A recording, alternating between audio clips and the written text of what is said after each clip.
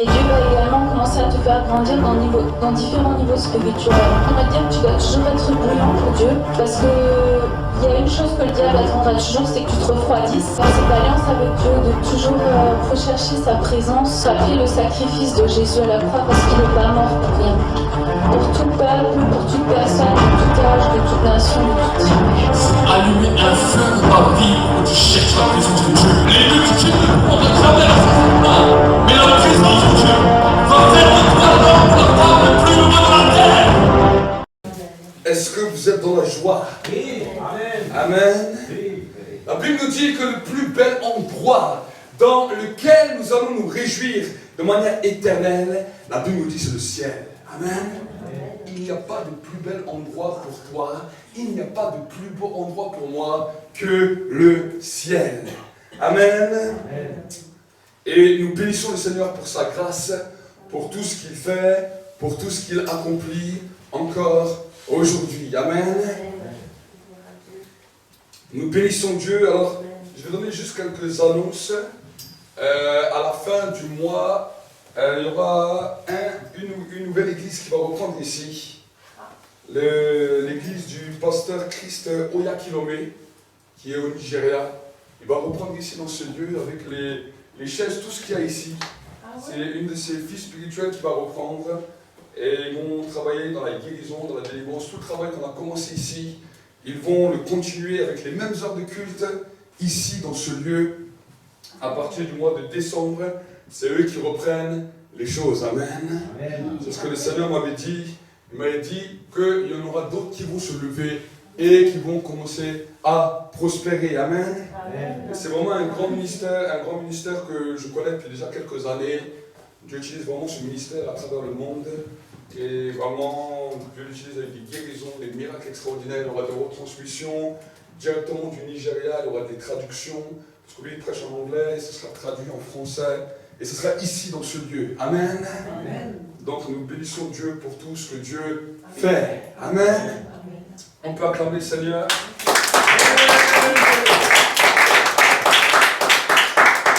Donc voilà, Amen.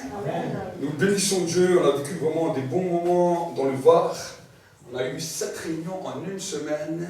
Une réunion le mardi, une réunion le vendredi soir et 5 réunions en 2 jours. Donc on a eu 7 réunions en une semaine. On a fait aussi un plein air. Et il y a une femme, un couple qui était le week-end. Non, un couple qui était, pendant que nous étions en vacances, qui avait été touché, qui avait une villa, qui a dit on veut ouvrir notre villa. On a rassemblé plus d'une quarantaine, je crois, de personnes qui sont venues en plein air avec des haut-parleurs. On avait tout un équipement en plein air. Et vraiment, Dieu s'est manifesté puissamment. Ensuite, nous avons vécu les temps à l'église de l'apôtre Christian Fondassi, où on a vraiment encore expérimenté la gloire de Dieu qui est descendue. Je crois qu'il y a eu plus de 5 sourds qui ont entendu. À un moment donné, je crois qu'ils avaient reçu une parole d'une personne qui était venue avec la hanche totalement déboîtée. J'ai donné la parole et un frère est venu me voir à la fin, il m'a dit voilà, la parole était pour moi. Il avait la hanche qui était carrément déboîtée, il m'a dit la hanche s'est remise. Et vraiment, Dieu s'est manifesté puissamment. Amen. Le Dieu que nous servons est un Dieu qui n'est pas le Dieu de hier, mais le Dieu d'aujourd'hui. Et la Bible nous dit qu'il est le même éternellement au siècle des siècles. Amen. Avant de pouvoir aller plus loin, nous allons prier pour les dîmes, pour les offrandes, et nous allons proclamer une bénédiction, la bénédiction de Dieu sur la vie de tous ceux qui s'aiment, de tous ceux qui veulent semer pour le royaume de Dieu. Amen. Nous sèmons pour le royaume de Dieu. Il y a des gens qui sèment pour les choses du monde, mais nous sèmons pour le royaume de Dieu parce que nous croyons que c'est une semence éternelle dans laquelle nous allons être récompensés. Amen.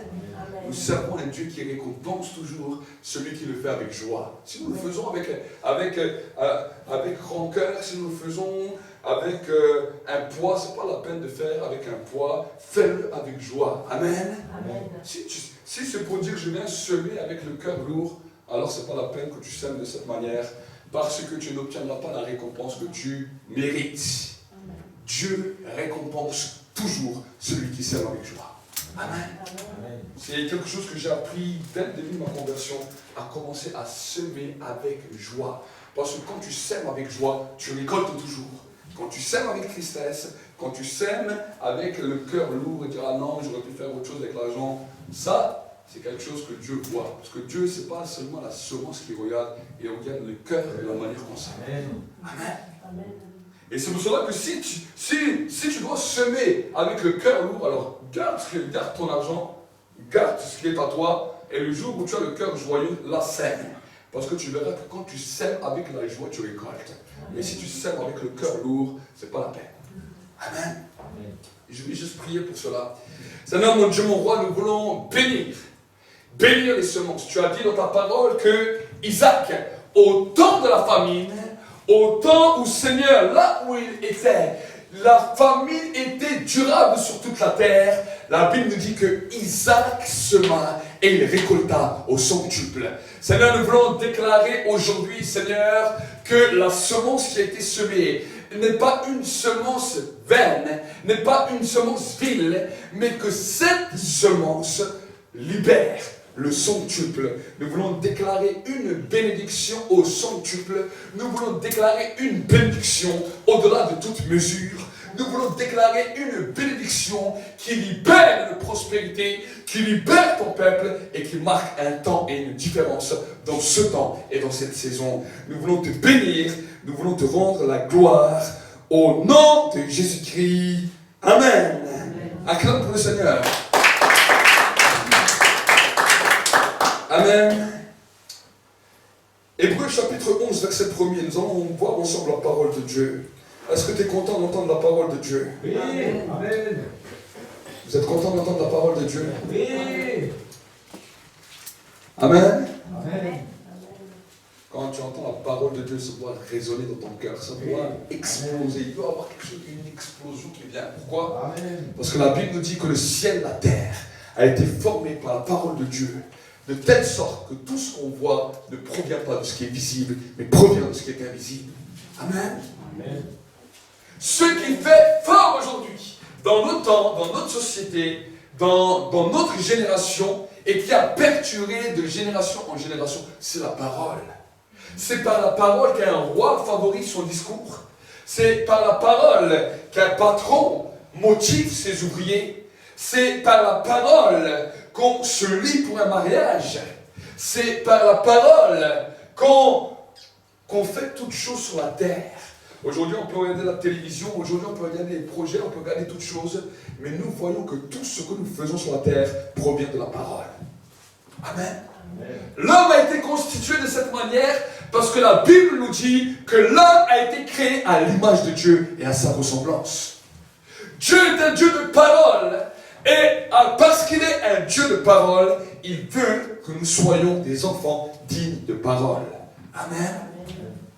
C'est ça que Dieu attend de nous. Et si nous ne comprenons pas ça, ça va nous poser des problèmes, ça va nous poser des défauts, parce que la Bible nous dit que tout a été fait par la parole de Dieu. Amen. De telle sorte, dis avec moi jugement. Jugement.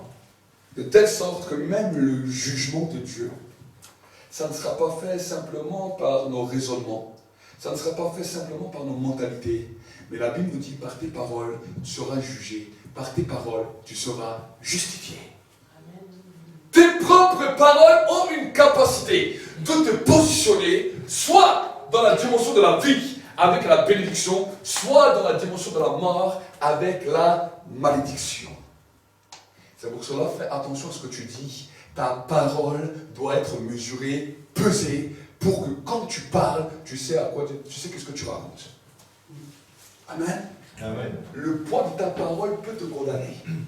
Des fois, ce n'est même pas Satan qui te condamne. Des fois, ce n'est même pas les démons qui ont attaqué ta vie. Des fois, c'est simplement le poids de ta parole qui est devenu un jugement contre toi-même. Amen. Voilà pourquoi, quand on parle de soi, on doit faire attention à ce qu'on dit. Il y a des gens qui, par leurs paroles, par leur raisonnement, attirent la pauvreté, attirent la malédiction, attirent la maladie. Pourquoi? Parce que leurs paroles et leur comportement agissent contre eux. Amen. tu es un fils et une fille du roi des rois et tu parles comme un mendiant, tu parles comme un esclave, tu parles comme un moins que rien, c'est ces mêmes paroles qui vont te détruire. Le diable n'a même pas besoin de se lever. Tu es déjà détruit par tes paroles. Voilà pourquoi la dimension de la foi est liée à la parole qui sort de notre bouche. Amen. La Bible nous dira dans le livre de Hébreux chapitre 11, or la foi, c'est l'assurance des choses qu'on espère, la démonstration de celles qu'on ne voit pas. Dis avec moi, voit pas. Il y a des choses dans la dimension de la foi que tu ne vois pas, qui n'existent pas. Mais l'importance de ta parole liée à la foi va libérer des choses sur la terre qui n'existaient pas. Parce que Dieu a mis en nous le pouvoir qu'on appelle le pouvoir de la création. Amen. Amen. Amen. Que les anges n'ont pas reçu. Les anges n'ont pas reçu le pouvoir de la création. Ils ne peuvent rien créer. Ils peuvent exécuter un ordre, mais ils ne peuvent rien créer. Toi et moi, on a reçu un pouvoir supérieur aux anges. On a reçu le pouvoir de la création. Amen. De rien, un homme peut créer. De rien, un homme peut creuser dans la terre, sortir une voiture, sortir une maison, sortir quelque chose qui provenait d'où d'abord? Qui provenait de son imagination. Amen. L'imagination n'est pas quelque chose de mauvais. Dans l'imagination, il y a la dimension de la création, dans laquelle on voit quelque chose qui n'existe pas. Et parce qu'on voit quelque chose qui n'existe pas, on commence à créer ça. C'est ça qu'ils font les réalisateurs de films. Ils commencent à voir des choses que les hommes n'ont pas vues. Ils commencent à entendre des choses que les hommes n'ont pas entendues. Et ils mettent ça en film. C'est ça qu'on appelle un projet réalisé. Amen. Amen. Tu es et je suis un projet réalisé. Je crois que vous n'êtes pas trop convaincus. Amen. Vous n'avez pas l'air trop convaincus ce matin. Vous me regardez tous, mais de quoi il parle? Tu es un projet réalisé par Dieu. Je suis un projet réalisé par Dieu. Et le projet que Dieu a réalisé dans ta vie est extraordinaire. Amen. Là, vous auriez tous dû crier Amen, Amen. Vous auriez tous dû. Mais oui. Mais quand je dis ça, vos cœurs disent ah, mais si tu connais ma vie, si tu saurais comment je suis, si tu saurais par où je passe, si tu saurais les profondeurs, non, je m'en fous des profondeurs de ce que tu vois. Moi, je parle de ce que tu ne vois pas. Amen. Amen. Amen. Je ne suis pas basé sur ce que je vois. C'est pour cela que des fois, certaines personnes me fatiguent. Parce qu'ils ont plus une dimension de pleurnicher, de pleurer toujours sur leurs problèmes, sur leurs soucis, que de découvrir le potentiel que Dieu a mis en eux pour changer de tout. Amen. Amen. Dieu a la capacité, il t'a mis un potentiel en toi qu'on s'appelle la foi. Amen. Et les gens vont me dire, mais si cela ne marche pas, on ne pense pas comme cela dans le royaume de Dieu. Est-ce que vous disiez? On ne dit pas, et si cela ne marche pas, dans le royaume de Dieu, l'incrédulité, il faut le taper. Amen. Amen. Quand l'incrédulité se lève dans ta vie, tu dois lui mettre des coups de poing. Tu dois lui mettre des coups de poing. L'incrédulité, je l'attrape par l'oreille, je dis ferme ta bouche. Tu lui tapes dessus. Mais oui, combien de fois dans la prière vous avez prié? Seigneur, je déclare ça sur ma vie, Seigneur. Et tout d'un coup, il y a une pensée, oui, mais ça ne réalise pas. Oh, mais Seigneur, tu me fais comme une grâce, tu me connais, tu sais qu'est-ce que je fais. Arrête ce genre de prière. Dieu n'écoute pas ce genre de prière. Dieu voit un homme, une femme déterminée, Amen, qui va jusqu'au bout. Amen. Amen. C'est ça la foi. C'est tenir jusqu'au bout. Vous savez, il y a un chien qui est extraordinaire. Si même il prend une proie, même tu essaies de lui faire, il faut le tuer pour qu'il lâche. C'est le pitbull. Le seul chien que quand il a pris une proie, tu es obligé de le tuer pour qu'il lâche. Parce qu'il ne lâche jamais. Il ne lâche jamais. Dieu veut que tu deviennes un pitbull. Il ne veut pas que tu sois un caniche. Amen. Amen. Le caniche, il lâche lui-même, tu coups de pied, il lâche. Le pitbull ne lâche jamais. Dis avec moi, jamais. Amen. Satan doit être secoué quand il te voit, parce qu'il voit quelqu'un qui ne relâche jamais. Amen. Peu importe la situation, peu importe le problème, peu importe la il ne faut jamais lâcher. Parce que c'est là où le diable trouve ta faiblesse. C'est ça la faiblesse que le diable trouve en toi. Quand tu lâches, il va trouver ta faiblesse. Mais s'il voit quelqu'un qui ne lâche pas, comme un pitbull, là il a un problème. Le diable peut bloquer les choses jusqu'à un certain niveau. Mais au niveau des violents, il ne peut rien faire, il doit toujours lâcher. Amen. Amen. Amen. Jésus a dit, depuis Jean-Baptiste jusqu'à présent, le royaume du ciel est soumis à la violence. Ce sont les violents qui vont s'en emparer. Il lance un défi. Il dit ce défi, tu peux juste montrer ça s'il te plaît. Il lance un défi sur la terre. Il est bloqué avec les micros, avec fil. Il lance un défi sur la terre. Et le défi qu'il lance, il dit toutes les personnes qui sont volontaires, toutes les personnes qui sont violentes, on arrive dans un temps nouveau. Parce que jusqu'à avant, c'est Dieu qui donnait. Il a appelé Abraham. Quand, à cause de l'obéissance d'Abraham, le peuple juif, on ne lui demandait rien de spécial. Il était le peuple élu de Dieu. Il naissait, il était juif. Voici qu'il faisait partie du peuple de Dieu. On ne lui demandait rien. Qu'il était d'accord, qu'il n'était pas d'accord, qu'il faisait partie du peuple de Dieu. Mais vous savez, ça a posé des problèmes parce que les gens qui naissaient comme ça, il y en a certains qui étaient dégoûtés, il y en a certains qui partaient, il y en a certains qui laissaient. Et Dieu a dit, mais hey, les gens, on leur fait une grâce de devenir directement enfants de Dieu. Ces gens-là ne sont jamais contents. Alors maintenant, il va falloir le volontariat. L'armée française a compris ça. Il y a quelques années, tous les jeunes de 18 ans, on les envoyait à l'armée de force. C'était catastrophique, parce qu'il y avait tout un tas de jeunes qui ne voulaient rien avoir à faire avec l'armée. Alors ils faisaient toutes sortes de choses pour ne pas y aller. Ils faisaient des documents médicaux pour ne jamais y aller. Et quand on les envoyait de force, c'était la catastrophe, parce que ces jeunes, beaucoup de ces jeunes se trouvaient en prison, parce qu'ils montraient leur désintéressement aux forces spéciales de l'armée française. Et l'armée française a dit quoi au bout d'un moment? Ces jeunes-là, ils sont pénibles.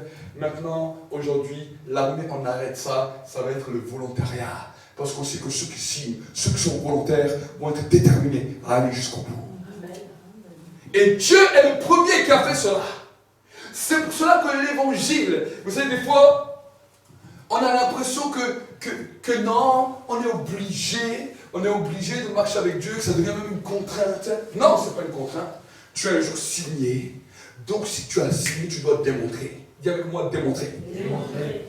Dans le monde des ténèbres, le jour où tu as accepté Jésus, il y a eu maintenant un regard sur toi, une caméra qui s'est tournée vers toi, dans lequel le monde visible et invisible a commencé à regarder quelle va être ta détermination jusqu'à où tu vas aller. Et dans le monde angélique, il y a le monde des anges, mais il y a aussi le monde des puissances des ténèbres, avec les démons, les principautés, les dominations, les puissances, les autorités, qui eux regardent également de la même manière. Comment cet homme, comment cette femme, qui a fait allégeance au Christ, qui a déclaré qu'il va suivre Christ jusqu'au bout, que va-t-il faire de sa vie? Comment va-t-il faire dans sa vie? Même si on lui pose des problèmes, quelle va être sa réaction? C'est ça ce qui se passe dans le monde spirituel. Et j'aimerais te dire quelque chose. C'est que les anges de Dieu vont être libérés en fonction de ton engagement et de ta détermination. Dès que toi tu lâches les bras, eux ils ne peuvent pas faire plus que toi tu vas dire. Vous savez, c'est ça. Et c'est ça, c'est là où les gens ne comprennent pas. C'est là où toutes sortes de raisonnements viennent, de mentalités viennent pour vous faire échouer dans la foi. La foi est quelque chose d'extraordinaire. Mais si nous ne travaillons pas notre foi ardemment, tous les jours. Vous savez, la foi, c'est pas simplement dire, ouais, je mets ma foi pour vivre quelque chose d'extraordinaire. Non, la foi, c'est tous les jours. La foi, c'est une arme de détermination que dès que je te lève, quand tu te lèves, tu poses ton pied par terre, il y a une pensée qui vient, oh, aujourd'hui, tu n'es pas bien. Oh, aujourd'hui, tu es découragé. Oh, aujourd'hui, tu es fatigué. Oh, aujourd'hui, tu es si... Tous ces genres tout ce genre de voix que vous entendez sont là pour détruire votre foi. C'est là que ça commence. Mais si tu te lèves, tu poses ton pied, tu dis, écoute-moi bien, fatigue, je viens de dormir, mon corps est rechargé, je l'ai branché à la prise du ciel. Quand je posais mon pied dans le lit, je savais que mon corps avait besoin du repos. Maintenant, j'ai branché mon corps à la connexion du ciel. La fatigue, tu ne peux plus être ici. Si toi, tu es encore ici, tu es un mensonge. Ça peut choquer, hein? Mais si tu laisses ça, la journée va être lourde. Tu vas aller à ton travail, tu vas sortir de chez toi, tu as un poids sur toi, et tu vois les gens fatigués comme ça, découragés. Qu'est-ce qui vous arrive? Qu'est-ce qui vous arrive? Ah non, aujourd'hui je ne vais pas bien. Oh. Qui c'est qui t'a dit ça? Quand je me suis levé le matin, j'ai senti ça. Ça, c'est un mensonge. La Bible nous dit que le diable est le père du mensonge. Le diable ne va pas attaquer d'abord sur les grandes choses. Le diable vient toujours attaquer sur les petites choses. Cette fatigue que tu as aujourd'hui, demain va s'amplifier. Après-demain va s'amplifier. Et à 80 ans, tu seras épuisé. Mais oui. Mais oui. Et jour après jour, le corps va continuer. Vous savez que la Bible nous dira quelque chose dans le livre des Proverbes, qu'un esprit abattu dessèche les eaux, mais un cœur joyeux favorise la guérison. Amen. L'esprit abattu dessèche tes eaux. C'est de là que vient la maladie. C'est de là que viennent toutes les sources des maux. Parce que après, plus que ton esprit est abattu, cela commence à avoir des répercussions sur ton corps. Cela commence à avoir une répercussion sur ton âme. Cela commence à avoir une répercussion même niveau médical. Et là, on peut prier 50 000 fois pour vous. On peut vous imposer 50 000 fois les mains. Pourquoi la guérison ne vient pas? La Bible nous dit un cœur joyeux favorise la guérison. Donc, c'est un état d'âme, c'est un état d'âme qui doit d'abord prévaloir sur toute chose. Si tu cherches la guérison, si tu cherches le miracle, avec un esprit abattu, c'est difficile. Parce que la foi ne peut s'activer. La foi ne peut entrer en action. Voilà pourquoi l'apôtre Paul nous dira dans le livre d'Éphésiens, soyez toujours remplis du Saint-Esprit.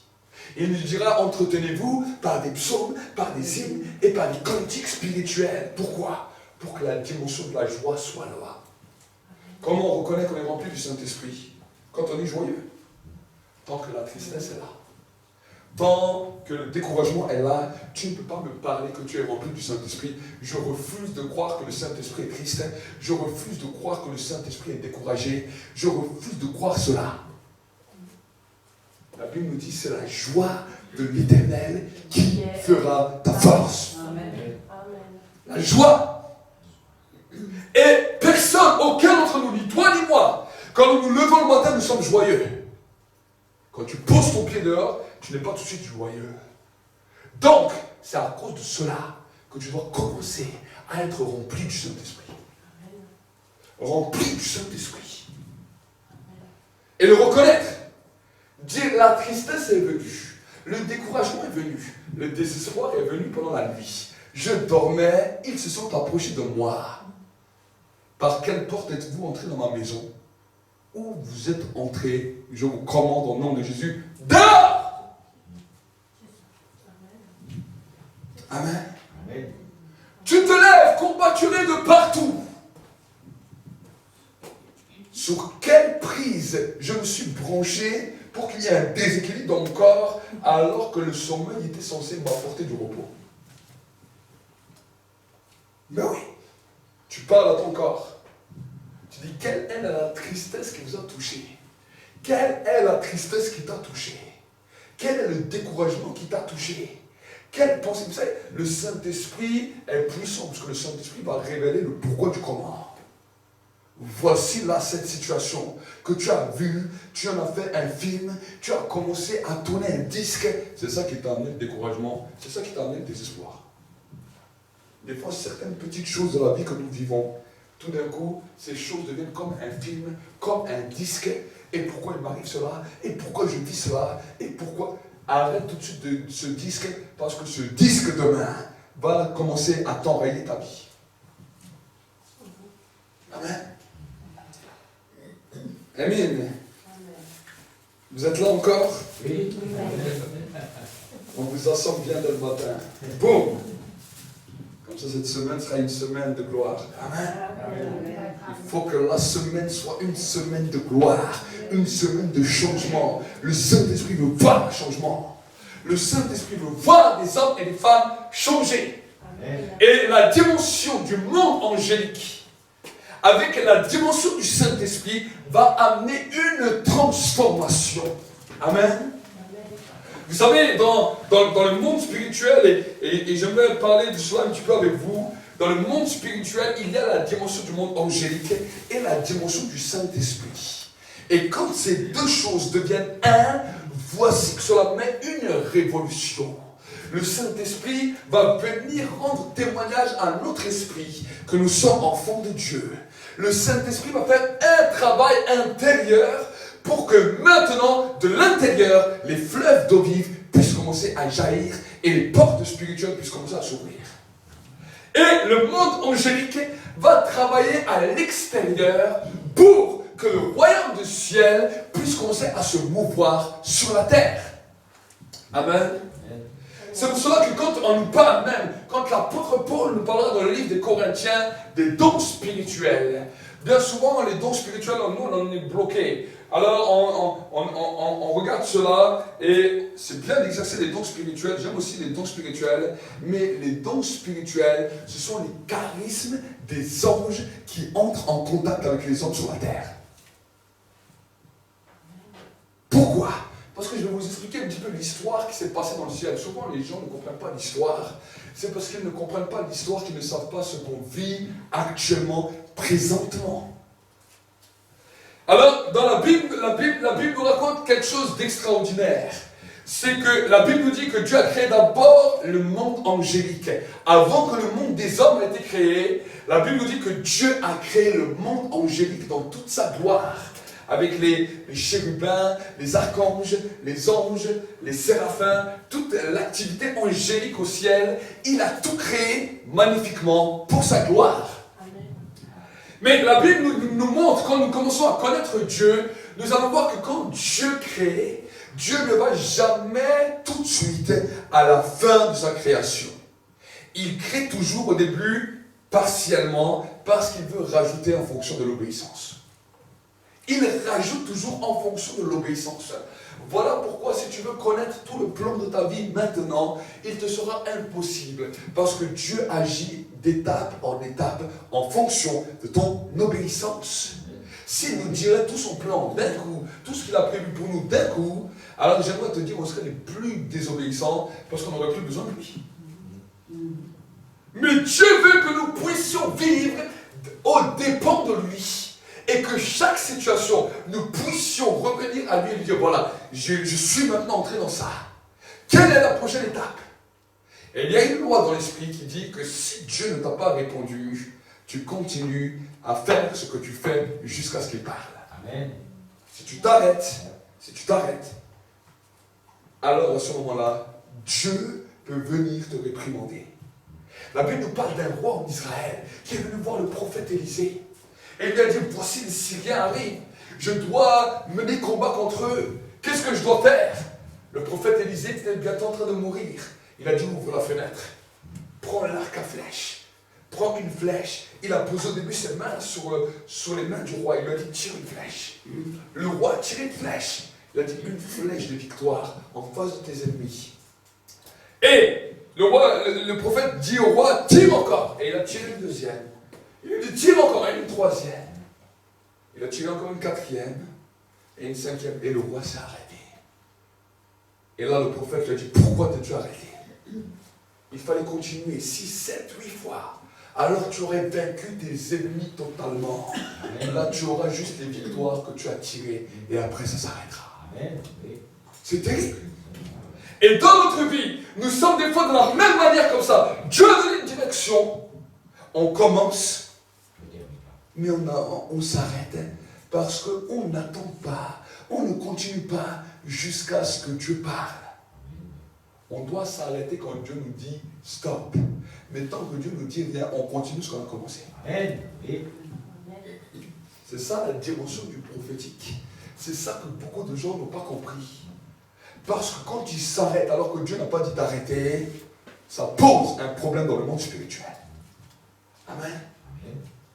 Chaque fois que nous faisons quelque chose que Dieu nous demande de faire et que nous continuons jusqu'à ce que Dieu nous demande de nous arrêter, nous sommes dans l'obéissance. Si Dieu m'a dit quelque chose il y a 1 an ou 2 ans et que je continue à le faire et qu'il ne m'a pas parlé entre, je sais que je suis toujours dans sa volonté. C'est ça que vous devez comprendre. Et Dieu nous demande souvent déjà des choses à faire. On commence et tout de suite on dit, bon allez maintenant qu'est-ce qu'il y a, j'ai fini. Qui t'a dit que tu as fini? Est-ce que Dieu t'a dit maintenant arrête? Si Dieu t'a pas dit arrête, continue. Amen. Et dans le ciel, nous avons pu voir que Satan est 1 sur 3 des anges a désobéi. A désobéi et a été éjecté du ciel. Premier nettoyage. On voit des anges qui étaient au ciel, qui manifestaient la gloire de Dieu, qui avaient reçu l'onction, parce que l'onction est une dimension de connaissance. L'onction est une huile pour être qualifié dans un service bien défini. C'est ça qu'on appelle l'onction. Et tous les anges avaient reçu cette onction, cette qualification au ciel. Mais malheureusement, par leur désobéissance, ils n'ont pas pu aller plus loin. Voici que nous arrivons maintenant dans la deuxième étape, où Dieu continue à faire des tris, parce que la Bible nous dit que Dieu fait des tris. Il a fait un premier tri au ciel, mais le premier tri ne s'est pas arrêté là.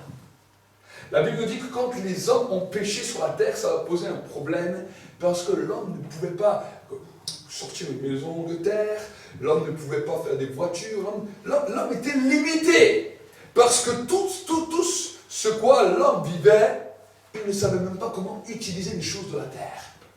L'intelligence de l'homme, à cause du péché, était réduite, et l'homme se retrouvait livré à lui-même. Il essayait de faire les choses comme il pouvait, mais il ne savait pas comment bien développer les choses sur la terre. Alors Dieu a dit, dans sa grâce, je vais faire une nouvelle dimension. Je vais qualifier des anges avec une nouvelle mission que je vais envoyer sur terre. Il a envoyé ces anges sur terre pour nous aider. Mais ces anges, vous verrez ça dans le livre de la Genèse, ces anges avaient une recommandation bien spécifique, de ne pas toucher les filles des hommes. Dieu les a envoyés sur terre sous forme humaine. Et quand il les a envoyés sur terre sous forme humaine, il les a envoyés sexués, en forme d'hommes. Mais à ces anges, il leur a donné une recommandation bien spécifique. Vous allez aider les hommes, vous allez leur montrer beaucoup de choses, vous allez les aider à s'établir sur la terre, mais vous ne toucherez aucune fille des hommes. Les anges sont arrivés, ils ont dit ok. Ils sont arrivés sur terre sous forme d'hommes, avec des intelligences extraordinaires, pour aider l'homme à faire toutes sortes de choses. Mais à un moment donné, beaucoup d'entre eux, pervertis. La Bible nous dit, les fils de Dieu, quand ils sont descendus sur terre, ils ont vu les filles des hommes et les ont trouvées belles. Ils sont allés vers elles et la Bible nous dit que ça a créé des géants. Tout ce qu'on nous parle de la mythologie. Ça a modifié l'ADN de l'homme, ça a détruit quelque chose au plus profond de l'ADN de l'homme, parce que l'ADN de l'homme a été modifié avec l'ADN des anges. C'est là où la maladie a commencé, c'est là où les problèmes ont commencé, et c'est là où le Saint-Esprit a dit, je ne peux pas rester dans la vie de l'homme, parce qu'il est tortueux et pécheur. Parce que ces anges, quand ils ont commencé à désobéir à Dieu, la désobéissance a amené un tel raz-de-marée de péché que voici, les anges ont commencé, c'est eux qui ont commencé à amener l'homosexualité, c'est eux qui ont commencé à amener la zoophilie, c'est eux qui ont commencé à prendre les races d'animaux, à les changer et à faire toutes sortes de choses qui étaient terribles, qui étaient horribles aux yeux de Dieu, à un tel point que Dieu a dit, les hommes, je vais les détruire, et c'est là qu'il a envoyé le déluge sur la terre. À cause de cela qu'il a envoyé le déluge sur la terre. Ces anges ont créé ce qu'on appelait des portails. Dans le monde spirituel occulte, ils connaissent très bien ça. Ils ouvrent des portails, des portes à certains endroits qui donne un accès aux puissants des ténèbres et aux démons. On a vu ça chez les Mayens, on a vu ça chez les Égyptiens, on a vu ça dans toutes les différentes civilisations. L'Europe n'était pas épargnée puisqu'en Grèce c'était terrible. Et toutes ces choses-là, quand les anges sont allés avec les filles des hommes, ça a créé ce qu'on appelle dans la Bible les géants. En d'autres termes, les Néphilim. Une nouvelle création débridée. Dans lequel l'ADN de l'homme avait été totalement détruit. Et quand le Saint-Esprit a dit, je ne peux pas rester dans l'homme et je ne peux pas rester dans l'homme, quelque chose de terrible s'est passé. L'homme avant n'était pas malade, il mourait mais il n'était pas malade. Le péché avait fait que l'homme mourait mais l'homme n'était pas malade. Mais à cause de cela, l'homme a commencé à être frappé par les maladies, par les problèmes même corporels, à un tel point que quand le Saint-Esprit est sorti de l'homme, alors que l'homme pouvait vivre jusqu'à 900 ans, jusqu'à 800 ans, ses jours ont été raccourcis à 120 ans. À 120 ans. La sortie du Saint-Esprit dans la vie des hommes a fait que les jours de l'homme se sont raccourcis. Terrible. Et c'est là où l'homme a senti un vide. Mais vu que tout ce qui était sur la terre était appelé à mourir à cause du péché, ces mêmes anges qui étaient envoyés sur terre de manière sexuée, qui ont désobéi, et ceux qui ont obéi devaient un jour quitter cette terre par la mort. C'était une obligation. Voilà pourquoi même quand le Fils de Dieu est venu lui-même sur la terre, sous forme d'homme, il a dû passer par la mort. Amen.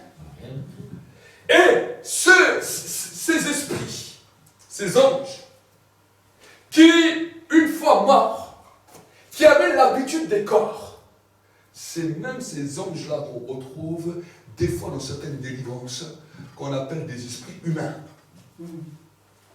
Dans certaines délivrances, on cherche des esprits humains. Parce que ces anges-là veulent toujours un corps. Quand Jésus, il a chassé les démons de celui qui avait des légions, ces anges avaient besoin dans des corps. C'est pour ça qu'ils sont allés dans les ports. Ils sont allés dans les ports. Et voici que maintenant, il y a eu un deuxième nettoyage dans le ciel. Il y avait ceux qui ont obéi. Et ceux qui ont obéi, si vous allez voir la Bible, vous allez voir qu'ils n'étaient pas si nombreux que ça. Parmi tous les anges que Dieu avait envoyés sur terre, il y avait 144 000 obéissants. On peut retrouver ça dans l'Apocalypse. La Bible nous dit dans le livre de l'Apocalypse, quand l'Église partira, quand le Saint-Esprit amènera l'Église, il y aura 144 000 qui viendront, qui amèneront la dimension du chant nouveau, qui amèneront le peuple juif dans la dimension de Dieu. Ce sont ces 144 000 anges. La Bible nous dit, ce sont ceux qui n'ont pas connu de femme. Quand nous commençons à comprendre ça, nous commençons à saisir que dans le monde spirituel, il y a des réalités que nous ignorons. Et par le manque de connaissance de ces réalités, le peuple périt. Voilà pourquoi, alors que le psalmiste David avait créé ce qu'on appelait la tente de David. La tente de David, vous savez, quand vous allez voir dans l'Ancienne Alliance, vous allez voir que Moïse a amené la tente de la rencontre, le tabernacle de rencontre. C'était là où on amenait les sacrifices. C'était là où il y avait des lévites, des sacrificateurs, qui amenaient le sacrifice à Dieu pour que le feu puisse tomber sur l'autel.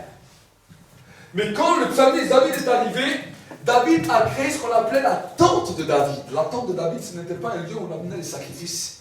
C'est pour cela qu'à un moment donné, dans le livre des psaumes, il dit, Seigneur, tu n'agrées pas au Dieu des sacrifices, tu n'agrées pas au Dieu ça, mais tu as agréé une louange parfaite. La tente de David n'était pas l'endroit où on amenait les sacrifices. La tente de David était un endroit où on louait Dieu 24 heures sur 24, 7 jours sur 7. C'est David qui avait instauré ça. Et dans cette dimension où il y avait des hommes et des femmes qui louaient Dieu, qui adoraient Dieu, il y avait aussi les fils d'Isaacar qui étaient là, qui savaient discerner le temps et les saisons, qui étaient dans cette tente. Et là, dans cette dimension, un vent prophétique puissant avait soufflé, parce que tous les psaumes ont été tirés là. Toute la gloire des psaumes, tout ce que vous pouvez voir dans les psaumes ont été tirés là. Parce qu'il y avait une louange et une dimension de révélation prophétique qui était libérée à cet endroit précisément. Voilà pourquoi, quand vous allez voir dans le livre des Actes, quand Pierre expose les choses au peuple juif, il leur dit, voici que dans les derniers jours, dit l'Éternel, je relèverai, je redresserai ce qu'on appelle la tente de David. La tente de David. Pourquoi? Parce que le temple de Salomon, ou le temple de sacrifice, c'est devenu toi et moi qui sommes devenus le temple du Saint-Esprit. Mais l'extérieur, c'est ce qu'on appelle la tente de David. Amen. Et dans cette dimension de gloire, à un moment donné, la Bible nous dit que David, dans le livre des psaumes, est là et à un moment est saisi dans l'esprit. Et il voit ce qui se passe dans l'esprit. Il a vu que maintenant, Dieu a vu celui qui lui sont vraiment fidèles. Et la Bible nous dit la chose suivante. Le psalmiste David a dit, il fait de ses vents des anges et il fait de ses serviteurs des flammes de feu. On a pris souvent ce verset. On a dit non, voilà, c'est des serviteurs. Ce n'est pas seulement les serviteurs, là on parle du monde angélique. Les anges qui ont été au service de Dieu, qui sont restés au service de Dieu, sont devenus des flammes de feu. Ça veut dire les anges qui sont au service de Dieu, à quoi nous les reconnaissons? On les reconnaît au feu qu'ils ont. Parce que les autres anges, ils peuvent être remplis de lumière, ils peuvent être beaux, mais ils n'ont aucune marque de feu sur eux. Je vous explique, parce que si demain vous allez voir un ange, on peut reconnaître les anges à leur langage, à ce qu'ils disent, mais aussi à ce qu'on voit. Si nous ne voyons pas le feu sur un ange, il peut être un ange de lumière, il peut avoir des belles connaissances, mais il ne vient pas de Dieu. Pourquoi je vous dis cela? Parce que quand on parlera du monde, quand on parlera des dons spirituels, l'apôtre Paul nous parlera dans le livre de Corinthiens des dons spirituels. Il dit, si je parle le langage des anges, et si j'ai même toute la connaissance, si même j'ai la foi jusqu'à déplacer les montagnes, si je n'ai pas l'amour, je ne suis une cymbale qui résonne, je ne suis rien. Pourquoi? Parce que le monde spirituel est le monde angélique en action. Voilà pourquoi quand les dons spirituels se manifestent, des fois quand même la guérison se manifeste, les gens disent « Ah, j'ai senti une chaleur, ça c'est venu, ça a visité à l'endroit où j'étais malade. » Normal. Normal. Un ange est venu. Il a été mandaté. Il a poussé la main là où tu avais mal. Tu as senti une chaleur. C'était la main de l'ange. Et il y a une personne qui est là, qui est sensible au monde de l'esprit. Qui dit non, voilà, il y a une personne qui est là, qui est touchée. La personne sent la chaleur. C'est normal, c'est le monde angélique, le rapport au monde angélique. Est-ce que vous comprenez? Des fois, nous sommes là. La gloire peut descendre, l'onction de guérison peut venir, la main commence à trembler, c'est normal. Un ange vient, il te prend la main, ça commence à chauffer. La main elle commence à chauffer, elle commence à trembler. L'ange te prend par la main, le feu vient toucher ton corps. Ça crée quelque chose de fort. C'est un ange qui vient. Mais vu qu'on ne voit pas, on ne sait pas ce qui se passe. On sent des choses. On se dit, waouh. Mais on ne sait pas ce qui se passe. Parce qu'on ne connaît pas le monde spirituel. Vous savez, les sorciers, les occultes travaillent pareil. Quand vous allez demander à un sorcier, trouve-moi de l'eau, il prend son bâton, vous croyez que son bâton il a de la puissance? Son bâton n'a pas de puissance. Il met son bâton comme ça. Tout d'un coup, un démon vient, il prend le bâton et le dirige. Quand il sait là où il y a l'eau, il secoue le bâton. Et là, le sorcier, il dit, ah, l'eau elle est là. Pourquoi? Parce qu'il y a une dimension angélique des ténèbres qui l'a amené à l'endroit. Eux, ils connaissent bien ça, mieux que nous. Nous, on parle des dons spirituels, mais on ne comprend même pas ce qui se passe dans les dons spirituels. Pourquoi? Parce que la Bible nous dit, mon peuple périt parce qu'il lui manque la connaissance. Ça, c'est ce qu'on appelle le monde angélique. Et dans le monde angélique, il y a la manifestation des dons spirituels. Les anges viennent et là, le royaume de Dieu commence à se manifester. Le royaume de Dieu commence à se manifester. Amen. Et quand le Saint-Esprit prend le contrôle, ce n'est plus simplement une question des dons spirituels, on parle d'une dimension de gloire. Amen. On parle de la dimension de la gloire. Parce que quand le Saint-Esprit prend le contrôle, c'est même plus la condition d'un don spirituel, c'est lui-même qui fait les choses. Amen. Mais quand nous sommes simplement, c'est pour cela que la louange, la Bible nous dit que Dieu siège et trône au milieu de la louange et de l'adoration de son peuple. Les dons spirituels, dans beaucoup d'endroits, on a compris que quand on commence à louer, quand on commence à adorer, il y a un moment donné où il y a une dimension, une manifestation du don spirituel. C'est normal. Quand Dieu arrive dans un endroit, à ce moment-là, il ne vient jamais seul. Il y a une délégation qui vient avec lui. Des hommes, des archontes, des séraphins, des cieux, ils arrivent. Et quand Dieu arrive à un endroit, à un moment donné, ils commencent à faire des choses. Parce qu'ils sont mandatés. Parce qu'ils sont envoyés. Et c'est là où la manifestation des dons spirituels sont manifestés. Mais si tu restes simplement à ça, tu es passé à côté. Parce que Dieu n'a rien encore fait. Dieu n'a rien encore fait de plus. Dieu est seulement arrivé. Les autres ont commencé à faire certaines choses. Et toi, tu es convaincu de ça. Tu te dis, ah, c'est bien. C'est pour ça que la Bible me dit, il y aura un jour des gens qui viendront devant Dieu, qui diront, Seigneur, on a chassé des démons en ton nom. On a guéri des malades en ton nom. On a prophétisé en ton nom. La Bible nous dit, Dieu leur dira, je ne vous connais pas, homme qui commettait l'iniquité. Qu'est-ce que cette parole veut dire? C'est un mystère. Ça veut dire, Dieu va dire, voilà, tu as connu la dimension des anges, mais tu n'es jamais entré dans ma présence. Ouais. Quand au début de ma conversion, je me suis converti, j'ai commencé à expérimenter des choses, j'ai commencé à expérimenter des dons spirituels. C'était extraordinaire. Mais j'aimerais vous dire quelque chose. Pendant pratiquement 4 ans, je vivais des dons spirituels, je vivais des révélations, je prêchais l'évangile, j'ai vu des guérisons, des miracles, des délivrances, toutes sortes de choses. Et pendant 4 ans, je ne connaissais pas Dieu. Je ne connaissais pas Dieu. J'étais devenu un expert. Je pouvais prophétiser, pas de problème. Je pouvais donner des paroles de connaissance, pas de problème. Je pouvais comprendre la dimension du monde spirituel. Je pouvais dire aux gens, voilà, maintenant il y a un changement du monde spirituel, ça commence maintenant. Pas de problème. Je ne connaissais pas Dieu. Est-ce que ça veut dire que je priais?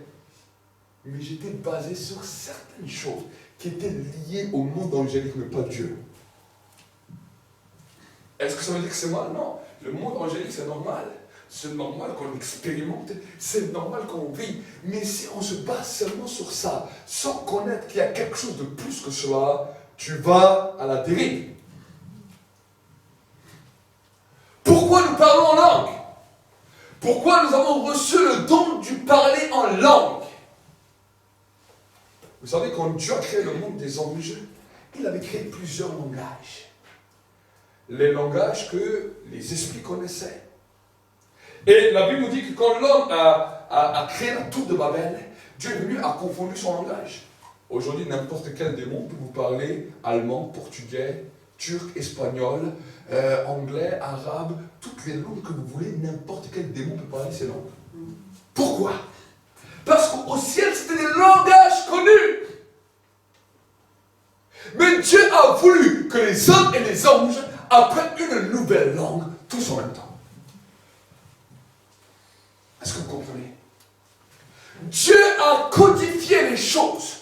D'abord, il voulait voir qui lui appartenait. Et quand il a vu que dans le ciel, il a dû éjecter pas mal d'anges, parce qu'eux-mêmes ne voulaient rien savoir, il a laissé la liberté.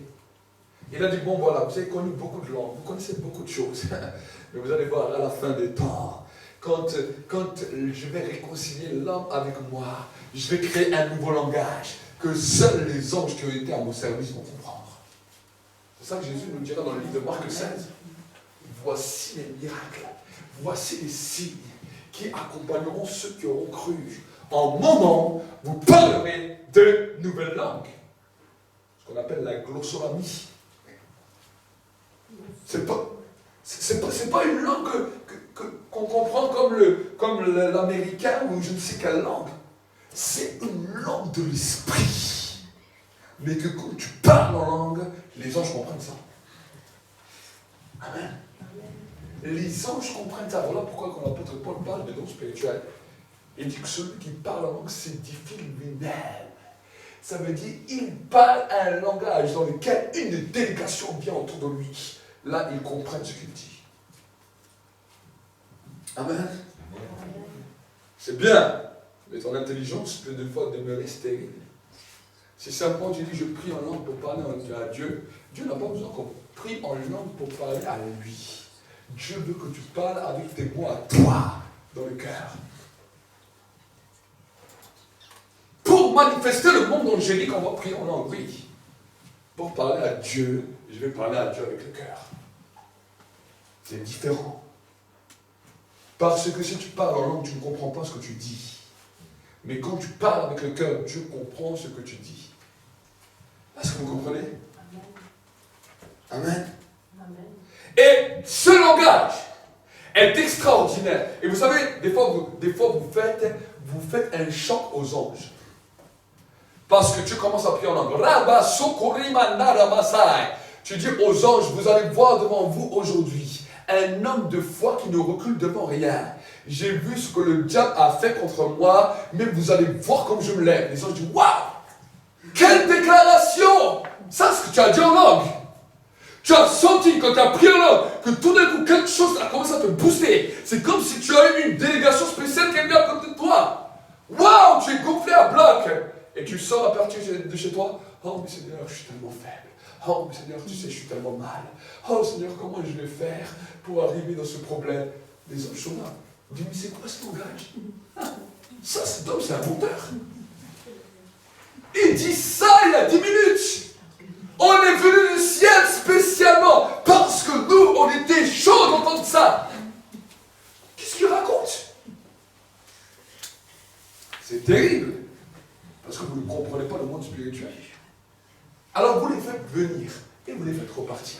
Vous les faites venir, vous les faites repartir. Oh, mais j'ai senti que c'était fort. Oh, j'ai senti que Dieu fait des choses. Oui, mais tu comprends rien au monde spirituel. Tu les fais venir et après tu les fais repartir parce que tu n'as rien compris à la fois. C'est terrible. C'est terrible. Dans cette journée, tout ce que je vais faire va me réussir.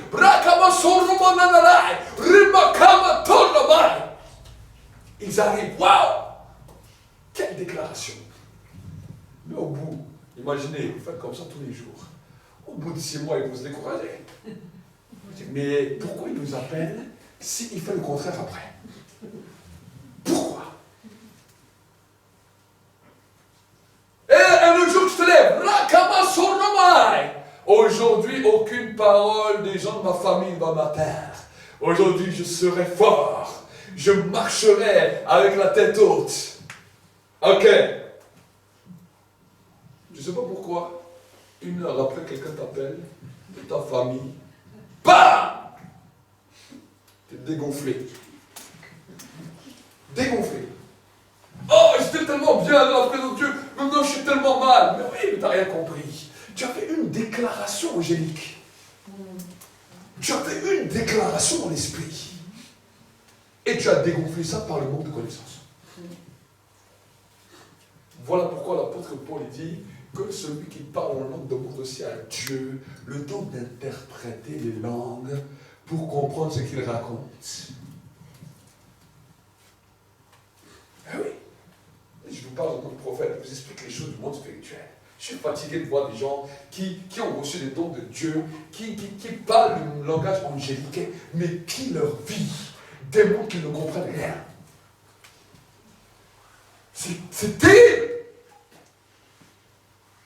Vous faites ça 20 ans, 30 ans, 10 ans, 15 ans, 30, combien d'années encore il vous faut?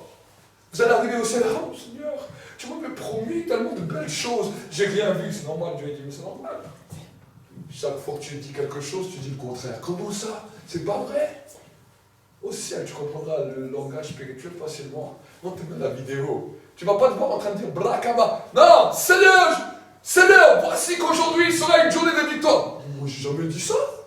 Ah bon? Regarde, je vais te montrer comment tu l'as vu en tant qu'humain. Et il te montre la vidéo en tant qu'humain. Brakastokorama. Oui, je me rappelle, j'ai prié ça. Mais c'est ça que tu disais. C'est ça qui a libéré les anges autour de toi. Regarde combien ils étaient. Ils étaient prêts à t'aider. Ils étaient prêts à venir changer. Mais regarde ce que tu as dit. Tu les as découragés juste 5 minutes après. Et là, tu te vois 5 minutes après. Oh Seigneur, c'est difficile. Oh, tu vois des anges qui parlent les uns derrière les autres, ils se retrouvent seuls. Tu dis, mais pourquoi je t'aime bien, tu décourages, je me sens seul. Oui, c'est normal, je te sens seul. C'est normal. Comment tu appelles des anges guerriers, tu appelles des anges de l'armée de Dieu qui viennent, qui sont prêts à t'aider, et toi tu racontes n'importe quoi après. Là, ça me plaît. Amen. Je vous ouvre l'esprit pour comprendre les choses. Parce que bien des fois, nous ne comprenons pas les choses. C'est pour cela que si tu as pris en langue, tu as senti que tu as été fortifié. Maintenant, ferme ta bouche au lieu de dire n'importe quoi. Dis Seigneur, montre-moi comment positionner ma foi pour vivre dans la victoire. Amen. Arrête tes demandes là insensées, tes pleurnicheries insensées qui ne te servent à rien et qui ne te sont d'aucune utilité dans le monde spirituel. C'est pour cela que la Bible nous dit par ta parole tu seras justifié, par ta parole tu seras condamné. Hier soir encore, je lisais une histoire d'un homme de Dieu aux États-Unis dans les années 1920. Et c'était un homme de Dieu que Dieu utilisait beaucoup dans la guérison, dans la libération. Et il y avait une petite fille de 9 ans, qui était atteinte d'un cancer du sein. J'ai vu le nom, ça s'appelait Saccharum, ou je ne sais plus comment ça s'appelle. Sarcome, un cancer du sein. La petite fille de 9 ans, ça purulait, ça pourrissait vivant. Et le docteur ne savait même plus quoi faire. Et la petite fille avait besoin de soins tous les jours. Et un jour, le docteur a dit, pour ma part, en tant que médecin, je ne peux plus vous aider. Mais par contre, il y a un évangéliste qui est là, qui prêche l'évangile et qui prie pour les malades. Et il y a eu plusieurs guérisons. La famille ne connaissait pas Dieu. Et cette famille a décidé, ok, ce soir, on ira à la tente de cet évangéliste. Et l'évangéliste priera. Et ils ont emmené cette petite fille. L'évangéliste est venu à prêcher l'évangile, il a prié, il a imposé les mains. Et cette famille est partie. Sans aucun changement visible. Et l'histoire nous raconte la chose suivante, c'est que le soir, la maman voulait faire le soin à la fille. Et la petite fille a arrêté sa maman. Elle dit non, tu n'as pas entendu l'homme de Dieu. Il a prié, il a dit que je suis guéri. J'arrête tous ces soins, je suis guéri. Amen. La petite fille de 9 ans. La maman ne sait même pas quoi faire. Les parents, ils ont dit, qu'est-ce qu'on fait? C'est la petite fille qui dit ça. Ils n'ont pas fait les soins. Le lendemain, elle s'est réveillée. Elle était totalement guérie. Amen. C'est la foi. Totalement. Amen.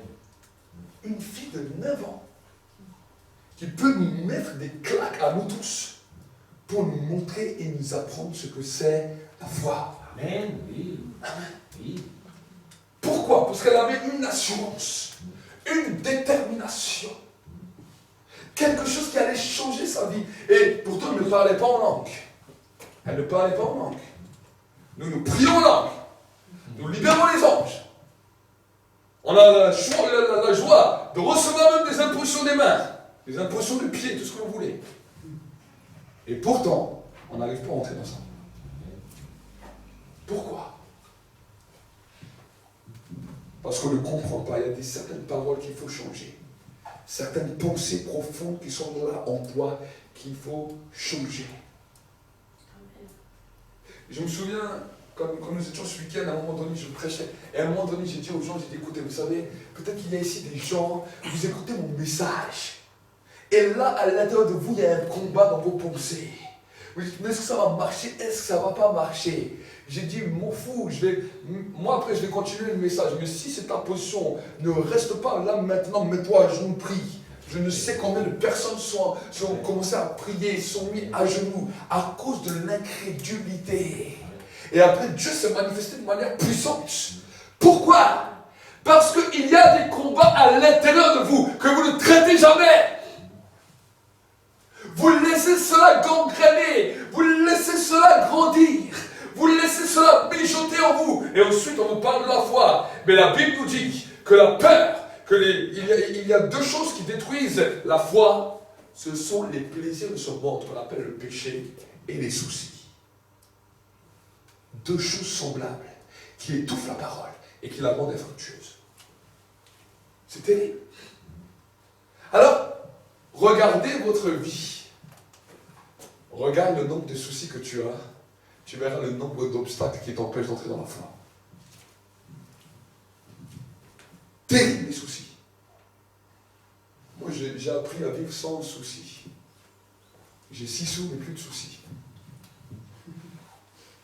Amen. Je n'ai plus de soucis, je ne m'inquiète pas. Mon épouse, des fois, me dit, non, moi, je m'inquiète pour toi. Je lui dis, mais c'est toi, tu arrêtes de t'inquiéter. Les anges vont s'inquiéter pour nous. Jésus même ira plus loin. Il a dit, monsieur, qu'on appelle lendemain, monsieur demain s'inquiétera pour toi. Amen.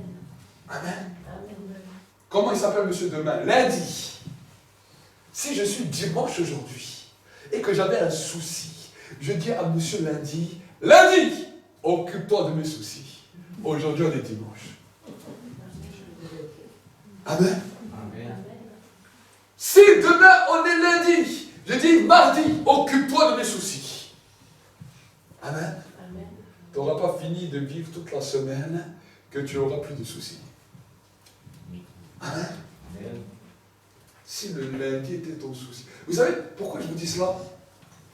Parce qu'à l'époque, et ça c'est ce que beaucoup de gens ne savent pas. Aujourd'hui, vous savez, les gens sont très religieux, certains vont même faire le Shabbat, vont faire toutes sortes de choses.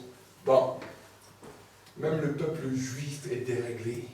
Parce qu'à l'époque, le peuple juif ne fonctionnait pas sur le calendrier que nous connaissons. Il fonctionnait sur le calendrier de la lune. À un tel point que chaque semaine ou chaque mois, le Shabbat devenait un autre jour. Une fois c'était le dimanche, une fois c'était le lundi, une fois c'était le mardi, une fois c'était le mercredi. Parce que le cycle lunaire est composé de 29 jours. Donc en 31 jours, il n'y a pas de possibilité d'avoir un cycle lunaire. Et à cause de cela, le jour du Shabbat changeait chaque fois pour nous montrer quelque chose. Que Dieu n'est pas disposé sur un jour, mais que Dieu est disposé sur tous les jours de la semaine. Amen. À un tel point que toute l'année, tous les jours de la semaine étaient positionnés comme un Shabbat. Amen. Mais aujourd'hui, le diable a mis certaines choses en place pour que les gens tombent dans une religiosité et dans un idéalisme. Amen. Oui, exactement ça. Parce qu'ils ne comprennent pas les choses. On peut voir dans le livre de la Genèse. La Bible nous dit que Dieu avait mis la lune et les astres pour pouvoir calculer le temps. Ce sont des choses que même les musulmans ont repris. Si vous allez voir leur ramadan, vous allez voir même les prières, même leurs fêtes. C'est jamais au même moment. Ils n'ont pas une date, voilà, comme nous le 25, c'est Noël. Non, ils n'ont pas. Leur calendrier change tout le temps parce qu'ils se basent sur la lune. Mais nous sommes des enfants de Dieu qui devons comprendre les choses, les situations, mais on ne comprend rien. On est totalement déréglé. Et ça nous pose des problèmes. Pourquoi? Parce que quand on vous parle du langage spirituel, quand on vous parle des choses pour pouvoir régner, voici qu'on devient des hommes et des femmes totalement faibles, parce qu'on ne comprend pas ce qui se passe dans le monde spirituel. Le monde spirituel n'a pas besoin de toute ton intelligence, de toute ta sagesse, de toute ta connaissance en tant qu'homme, de toutes tes études. On s'en fout de ça. Amen.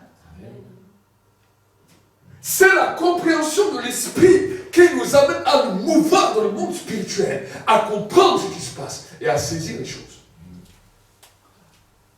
Et quand tu commences à rentrer là-dedans, c'est extraordinaire. Parce que le monde de l'esprit n'est pas le monde de la chair. Le monde de Dieu n'est pas le monde de la chair. Le monde de la chair vous bloque. Le monde de la chair vous retient. Le monde de la chair vous enferme. Le monde de la chair vous paralyse. Le monde de la chair peut t'amener dans la maladie, dans les problèmes, dans les soucis, dans la division. Mais le monde de l'esprit, la Bible nous dit, c'est la liberté.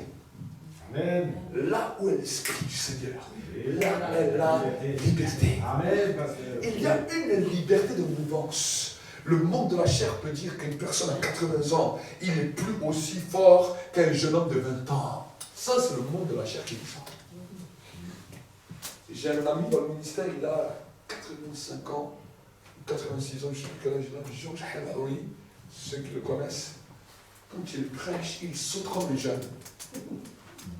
Il est explosif autant qu'un jeune. Pourquoi? Parce que ce n'est pas la dimension. Vous savez, on est arrêté, on est bloqué. Vous êtes bloqué à vos cheveux, vous êtes bloqué à votre image visuelle. Et ça, c'est ton miroir qui t'a rentré d'économie. Le jour où tu quittes cette terre, tu sors de ce corps, tu dis purée, je ne sais pas, je vais tellement de force. Mais le visuel du monde terrestre te bloque. Amen. Amen. Tu dois devenir rajeunir comme l'aigle, avoir de la force du buffle. Amen. Amen.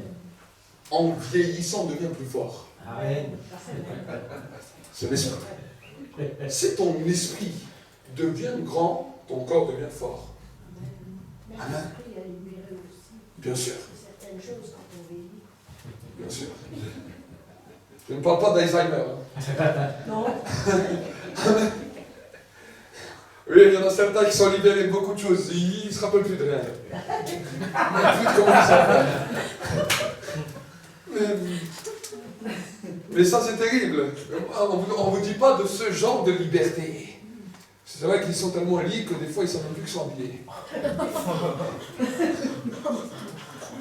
Ils sont devenus nudistes. Mais Dieu ne nous appelle pas à ça. Dieu nous appelle à une compréhension, à saisir les choses, à comprendre les choses. Amen. Vous savez, un homme comme Jean qui était entré dans une grande dimension avec Dieu, était allé plus loin que tous les autres apôtres. Il nous a donné la révélation de l'Apocalypse. Mais sa vie est extraordinaire. On essaye de le tuer. On met un grand chaudron avec de l'huile, on l'ébouillante. Le gars il sort, rien. Rien. Même pas mal. On lui crève les yeux. Vous croyez que je ne vois plus? Quand on lui crève les yeux, c'est là qu'il sort l'Apocalypse. Il raconte tout ce qu'on est en train de vivre aujourd'hui. Extraordinaire. Nous, tu lui enlèves les yeux visibles, ils voient encore. Et nous, on n'est pas encore là. On pleure, on se lamente. Vous savez, la dimension de Dieu, nous devons la comprendre. Et quand j'ai commencé à lire la Bible, le Saint-Esprit m'a même montré que même, bien souvent même, les apôtres sont passés des fois à côté. Le Saint-Esprit m'a dit la chose suivante. Je n'avais pas comme projet que Paul meure décapité. Ce n'était pas un de mes projets. Je voulais le protéger de cela. Mais vous allez voir la Bible. La Bible nous dit qu'à un moment donné, un prophète est arrivé dans le livre des Actes. Il a pris la ceinture de Paul. Voilà ce que les Juifs vont faire à Paul. Ils vont le lier. Ils vont le lier devant Pilate. Tout le monde. La Bible nous dit, inspiré par le Saint-Esprit, demandait à Paul de ne pas aller à Jérusalem, de ne pas aller en Israël. Tout le monde disait ça. Mais Paul, monsieur, non, je suis prêt à mourir pour le Seigneur. Mais tes paroles, c'est ça qui t'a tué. C'est ça qui t'a tué, Paul. Tout le monde t'a dit, Paul ne va pas, parce que Paul avait un grand enjeu. Il devait faire beaucoup de choses encore. Mais monsieur Paul, déterminé, plus fier que lui, il pensait, je suis prêt à mourir pour le Seigneur. Voilà, il a été coupé la tête. Même, à un moment donné, un gouverneur, il a dit à Paul, mais Tertus, il a dit à Paul, mais pour ça, tu ne devrais même pas être en prison, on pourrait te relâcher. Non, j'en fais appel à César. Parce que tu as fait appel à César, c'est toi-même qui va te faire décapiter. Sa fierté. C'est ça qu'il a perdu. Pierre, on peut parler de Pierre. Pierre n'était pas censé être crucifié à l'envers. Non. Pierre était censé apporter l'évangile aux païens. C'est comme ça que Dieu a commencé à l'utiliser au début. Il va chez Corneille, la gloire descend pas. Monsieur Pierre, Dieu t'appelle. Il reste lui à Jérusalem. Non, le réveil a commencé ici, c'est ici que je dois rester. Il reste à Jérusalem. Monsieur Pierre est fier, il a une grande œuvre. À un moment donné, Dieu le secoue. Il prend lui et Jean. Il dit voilà, regarde, Philippe est allé à Samarie. Plusieurs sont convertis. Ils arrivent là-bas. Ils baptisent les gens. Bam, la gloire descend. Les gens sont baptisés du Saint-Esprit. Mais Pierre fait quoi? Le Saint-Esprit est en train de lui parler. Le Saint-Esprit est en train de lui montrer voici, tu seras encore plus utile si tu pars de Jérusalem. À Jérusalem, à part ton ombre qui guérit les malades, tu fais rien. Le monde t'attend, Pierre. Il le retourne à Jérusalem. Mais il ne comprend pas. Jusqu'à un moment où il se retrouve en prison, au milieu des soldats. Et lui, il fait quoi? Lui, il dort. Bon, Seigneur, si je dois mourir pour toi. L'ange vient. Pierre, lève-toi. Pierre, les chaînes tombent. Pierre, il passe les murs comme ça. Il sort de la prison, les portes s'ouvrent normales. Il part. Mais il ne comprend pas qu'il doit partir de Jérusalem. Sa vie est en danger. Sa vie est en danger. Il va mourir. Pierre, si tu ne te réveilles pas, tu vas mourir. Les Romains vont te prendre, ils vont te crucifier, comme on a crucifié le Christ. Mais ce n'est pas ta mission. Pierre, non. Dieu a commencé ici, à la chambre haute. Je reste. Mais Pierre est mort.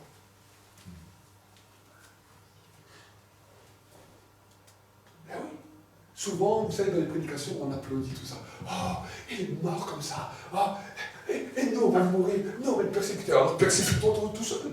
Je m'en fous, moi. Si tu veux mourir, va mourir. Moi, Dieu m'a pas dit ça.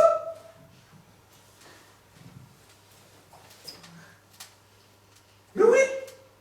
Oh non, c'est super. Alors, vas-y tout seul. Moi, ça ne m'intéresse pas.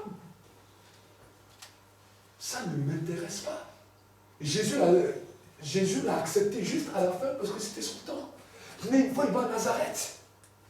La ville où il a grandi. La ville qu'on appelle dans la Bible la ville des consacrés.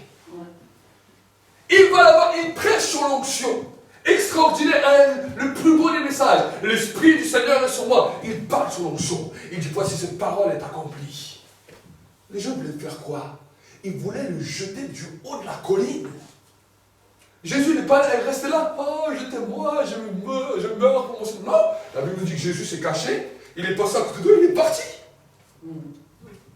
Il est parti. Paul, à un moment donné, au début de sa foi, il était un peu plus calme, il était un peu plus sérieux. On a voulu le tuer, on l'a mis dans une corbeille et on l'a fait descendre comme ça pour ne pas qu'on l'attrape. Non mais, lui, il ne faut pas être fou dans la vie.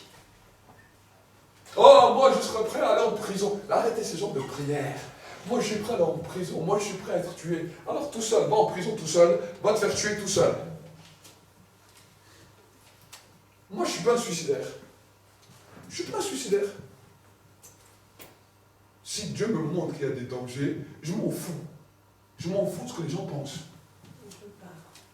Mais oui. Mais nous, on est tellement spirituels. Les gens sont tellement spirituels qu'eux-mêmes, ils mettent leur tête à couper. Vous êtes fous.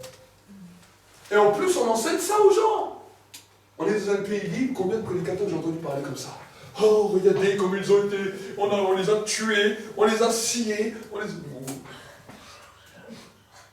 Mais il faut être malade dans la tête. C'est l'évangile d'Israël Bonquet qui dira la chose suivante. Il faut être en feu, mais pas une tête brûlée. Un jour, il allait au Nigeria, et il nous raconte ça. Un jour, je te donne une convention, il racontait. Il allait au Nigeria, il y avait beaucoup de personnes. Tout d'un coup, les terroristes sont venus, ils ont commencé à égorger les gens sous ses yeux. Il a dit, je ne suis pas resté là à dire, oh, ça dit, il s'est barré. Et pendant 10 ans, il n'est plus rentré au Nigeria. 10 ans. Mais 10 ans plus tard, il est retourné, il y a eu 1 million de musulmans qui sont convertis. Mais nous, on ne comprend pas. Oh, mais Réna Bocquet, t'es un grand homme de Dieu. Mais reste devant. Ben oui, fais-toi égorger. Mais vous êtes malade. Dieu, bien sûr, amène sa protection. Quand quand on n'a pas cherché ou prémédité. Mais la Bible dit qu'on ne doit pas tenter le Seigneur. Si tu sais que c'est dangereux et que Dieu ne t'a pas envoyé, n'y va pas. N'y va pas. J'ai entendu un jour ce témoignage qui m'a bouleversé. Ce sont des missionnaires en Amérique qui avaient à cœur d'aller prêcher aux Indiens. Ils avaient vécu, Dieu les avait utilisés puissamment pour amener des gens au salut. Mais de là, Dieu ne leur a pas demandé d'aller prêcher aux Indiens. Dieu ne leur a pas demandé. Eux, remplis de feu, remplis de zèle, ils ont dit non, on va prêcher aux Indiens. Mais Dieu ne vous a rien demandé. Mais ses frères sont allés. Ils ont commencé à prêcher aux Indiens. Mais les Indiens, ils ont fait quoi? Ils les ont tués. Et quand les sœurs, ils ont vu que tous leurs maris ont été morts, tués, là, ils ont prié Dieu. Ils ont dit, Seigneur, nous, on veut quand même prier. On veut apprendre le pardon. Ils ne sont pas allés comme ça chez eux, mais ils ont commencé à prier jusqu'à ce que le Saint-Esprit fait une ouverture. Et là, beaucoup de gens, des Indiens, ont été touchés. Mais ces hommes-là n'étaient pas destinés à mourir. Ils n'étaient pas destinés à mourir. Et vous savez que des fois, on peut vite être embrasé par ça. On voit un peu la gloire de Dieu, on croit qu'on est des surhommes, on croit qu'on peut tout faire, alors que Dieu, des fois, ne nous demande pas. Paul c'est son problème. On voit, moi, il va aller en Asie. Il a dit, je veux prêcher en Asie. La Bible dit, le Saint-Esprit, pas Satan, le Saint-Esprit l'a empêché, l'a arrêté.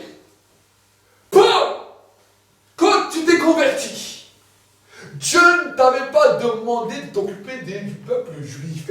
Il t'a dit, je t'envoie aux nations. Je t'envoie aux nations. Qu'est-ce que tu te casses la tête avec les juifs? Monsieur, non.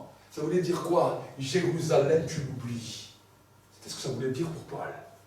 Jérusalem, tu l'oublies. Monsieur Paul, non. Je vais retourner à Jérusalem. Et tellement fier. Non, ils vont voir, je vais aller au temple, je vais me raser, je vais prendre quelques personnes avec moi, ils vont voir que je respecte la loi. Mais on s'en fout! On s'en fout que tu respectes la loi ou pas! On s'en fout de ce que les gens pensent! Paul, ce n'est plus ton milieu! Là-bas, on veut te tuer! Pourquoi tu vas là-bas? Des centaines de milliers de personnes ont encore besoin de toi. Et monsieur Paul, il va se faire décapiter. La seule chose qui nous a resté, c'est ses écrits quand j'étais en prison. Mais un homme comme ça, aurait pu bouleverser le monde. Dieu avait des projets plus grands. Dieu avait des projets plus grands. Il y a un homme de Dieu que je suis aussi une fois allé voir, celui qu'on appelle le citoyen du ciel, chinois. 10 ans, il était en prison en Chine. Et vous savez quoi? Dieu l'a fait sortir de la prison, oui. Il a sauté juste comme ça avec son corps. Il a fait un bond, je crois, de 4 mètres ou 5 mètres en hauteur. Il a passé la muraille, il a sauté. Dieu lui a donné une force extraordinaire.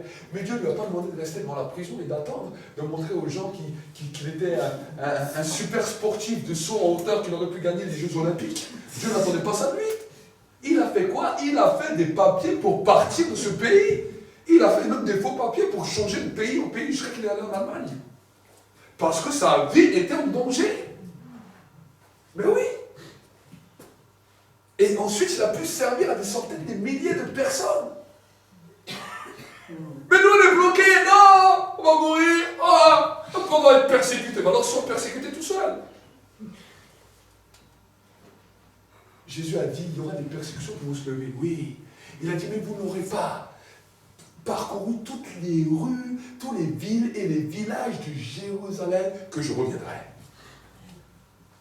Il a dit, là où on ne vous accepte pas dans une ville, secoue la poussière, va ailleurs. Là, on ne t'accepte pas là, pars. Maintenant, nous, on dit, non, on va se laisser persécuter. Oh, on pleure. C'est quoi cette mentalité? C'est quoi cette mentalité? Quel genre de christianisme on vous a présenté? Quel genre de christianisme? Vous êtes devenus les victimes à cause d'un christianisme erroné. Et là, on dirait que quand c'est le moment où on se fait persécuter, oh, c'est le meilleur moment. Oh, Seigneur, plus près de toi, Seigneur, plus près. Vous croyez dans le Titanic ou quoi? Mais oui, vous êtes cru dans le Titanic.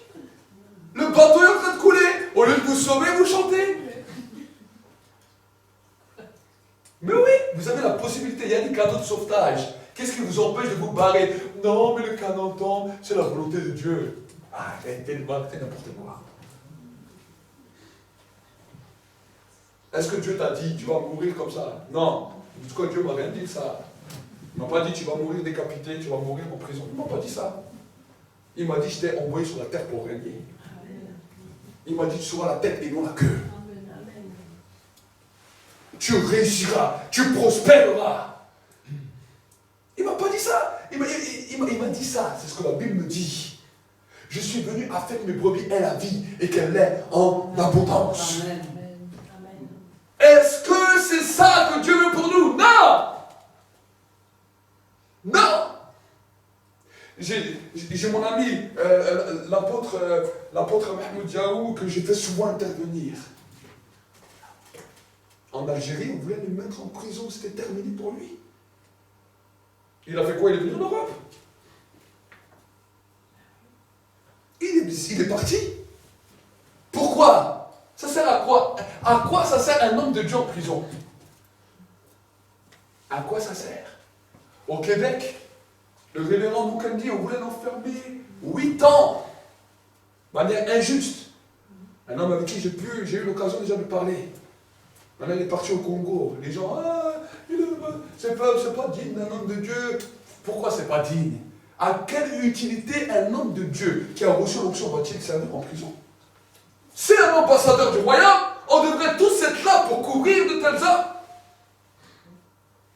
Mais non, nous on est là, mais non, c'est sa croix, c'est ça. Alors porte-la, toi, la croix. Va 8 ans en prison, on verra après.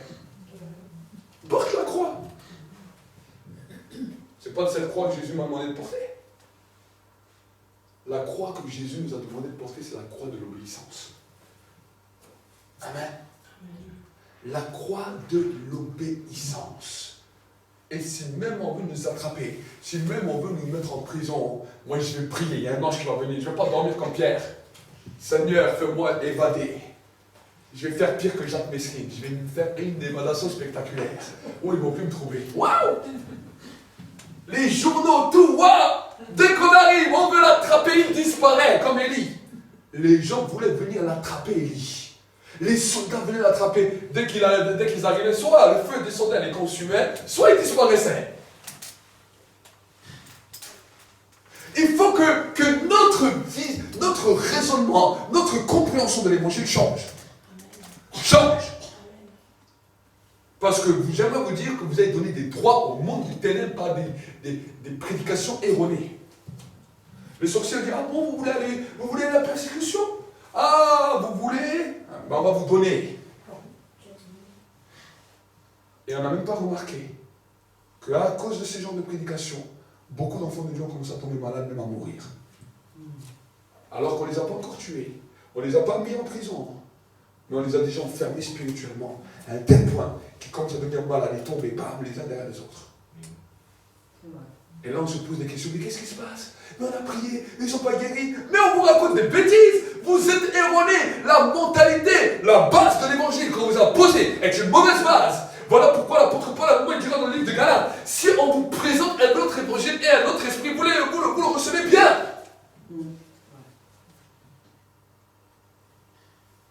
Vous savez, dans la dimension de la vie avec Dieu, il y a des choses où on doit s'en foutre de ce que les gens pensent. Ce n'est pas la question de la mentalité des gens, ce n'est pas la question du raisonnement des gens, c'est ta vie qui en dépend. Parce que quand toi, tu as un problème, quand tu as un problème dans ta vie, personne ne va t'aider. Personne. Si demain on te met en prison, personne ne va t'aider. Même si tu avais plein de frères et sœurs autour de toi, ils ne vont pas t'aider. Si demain on va te dire, ouais, on va le décapiter sur la place, même ceux qui étaient près de toi, ils vont fuir. Ils ont fui pour Jésus. Qu'est-ce que tu veux qu'ils vont rester pour toi? Les 12 apôtres, quand ils ont vu que Jésus c'était chaud, ils sont tous barrés. Il n'y en a qu'un qui est resté, il avait un petit linge. On lui a dit, le linge est devenu nul, il est parti en courant. C'est pas moi qui dis, c'est la Bible. Je ne sais pas si vous avez la même Bible que moi. La Bible nous dit que Jésus est resté seul. Même Pierre qui arrive à couper l'oreille d'une personne. Je ne sais pas si vous avez des amis comme ça. J'en avais quelques-uns à l'époque. Mais aujourd'hui, je n'ai plus d'amis comme ça qui sont prêts à couper l'oreille de quelqu'un si quelqu'un m'embête. À l'époque, oui, mais aujourd'hui, je n'aime plus beaucoup. Lui, un des militaires vient, lui, il prend son épée, tac, il tranche l'oreille. Mais oui! Un gars comme ça, il se bat en courant et il renie 3 fois Jésus. Donc si toi, tu n'aimes pas des gens comme ça autour de toi, qu'est-ce que tu crois que les gens vont rester à côté de toi? Mais tu es fou! Ils vont tous se barrer! Tous! Tu vas rester là! Oh, j'ai la foi, peu importe, oui. C'est là où le début, tu vas dire mince. C'est pour cela qu'il faut changer tout de suite de mentalité. Nous sommes des hommes et des femmes de foi, mais nous ne sommes pas des têtes brûlées. Nous ne sommes pas des têtes brûlées. Amen. Nous ne sommes pas des têtes brûlées. Nous devons suivre la mouvance de l'esprit, peu importe ce que les gens pensent. Vous savez, mon ami, Diaou, il avait 20 églises en Algérie. 20 églises que lui-même a bâties. Avec chacune de ces églises, il y avait à peu près 200-300 personnes par église. Il a tout laissé du jour au lendemain, il est parti. Pourquoi? Parce que sa vie était en danger.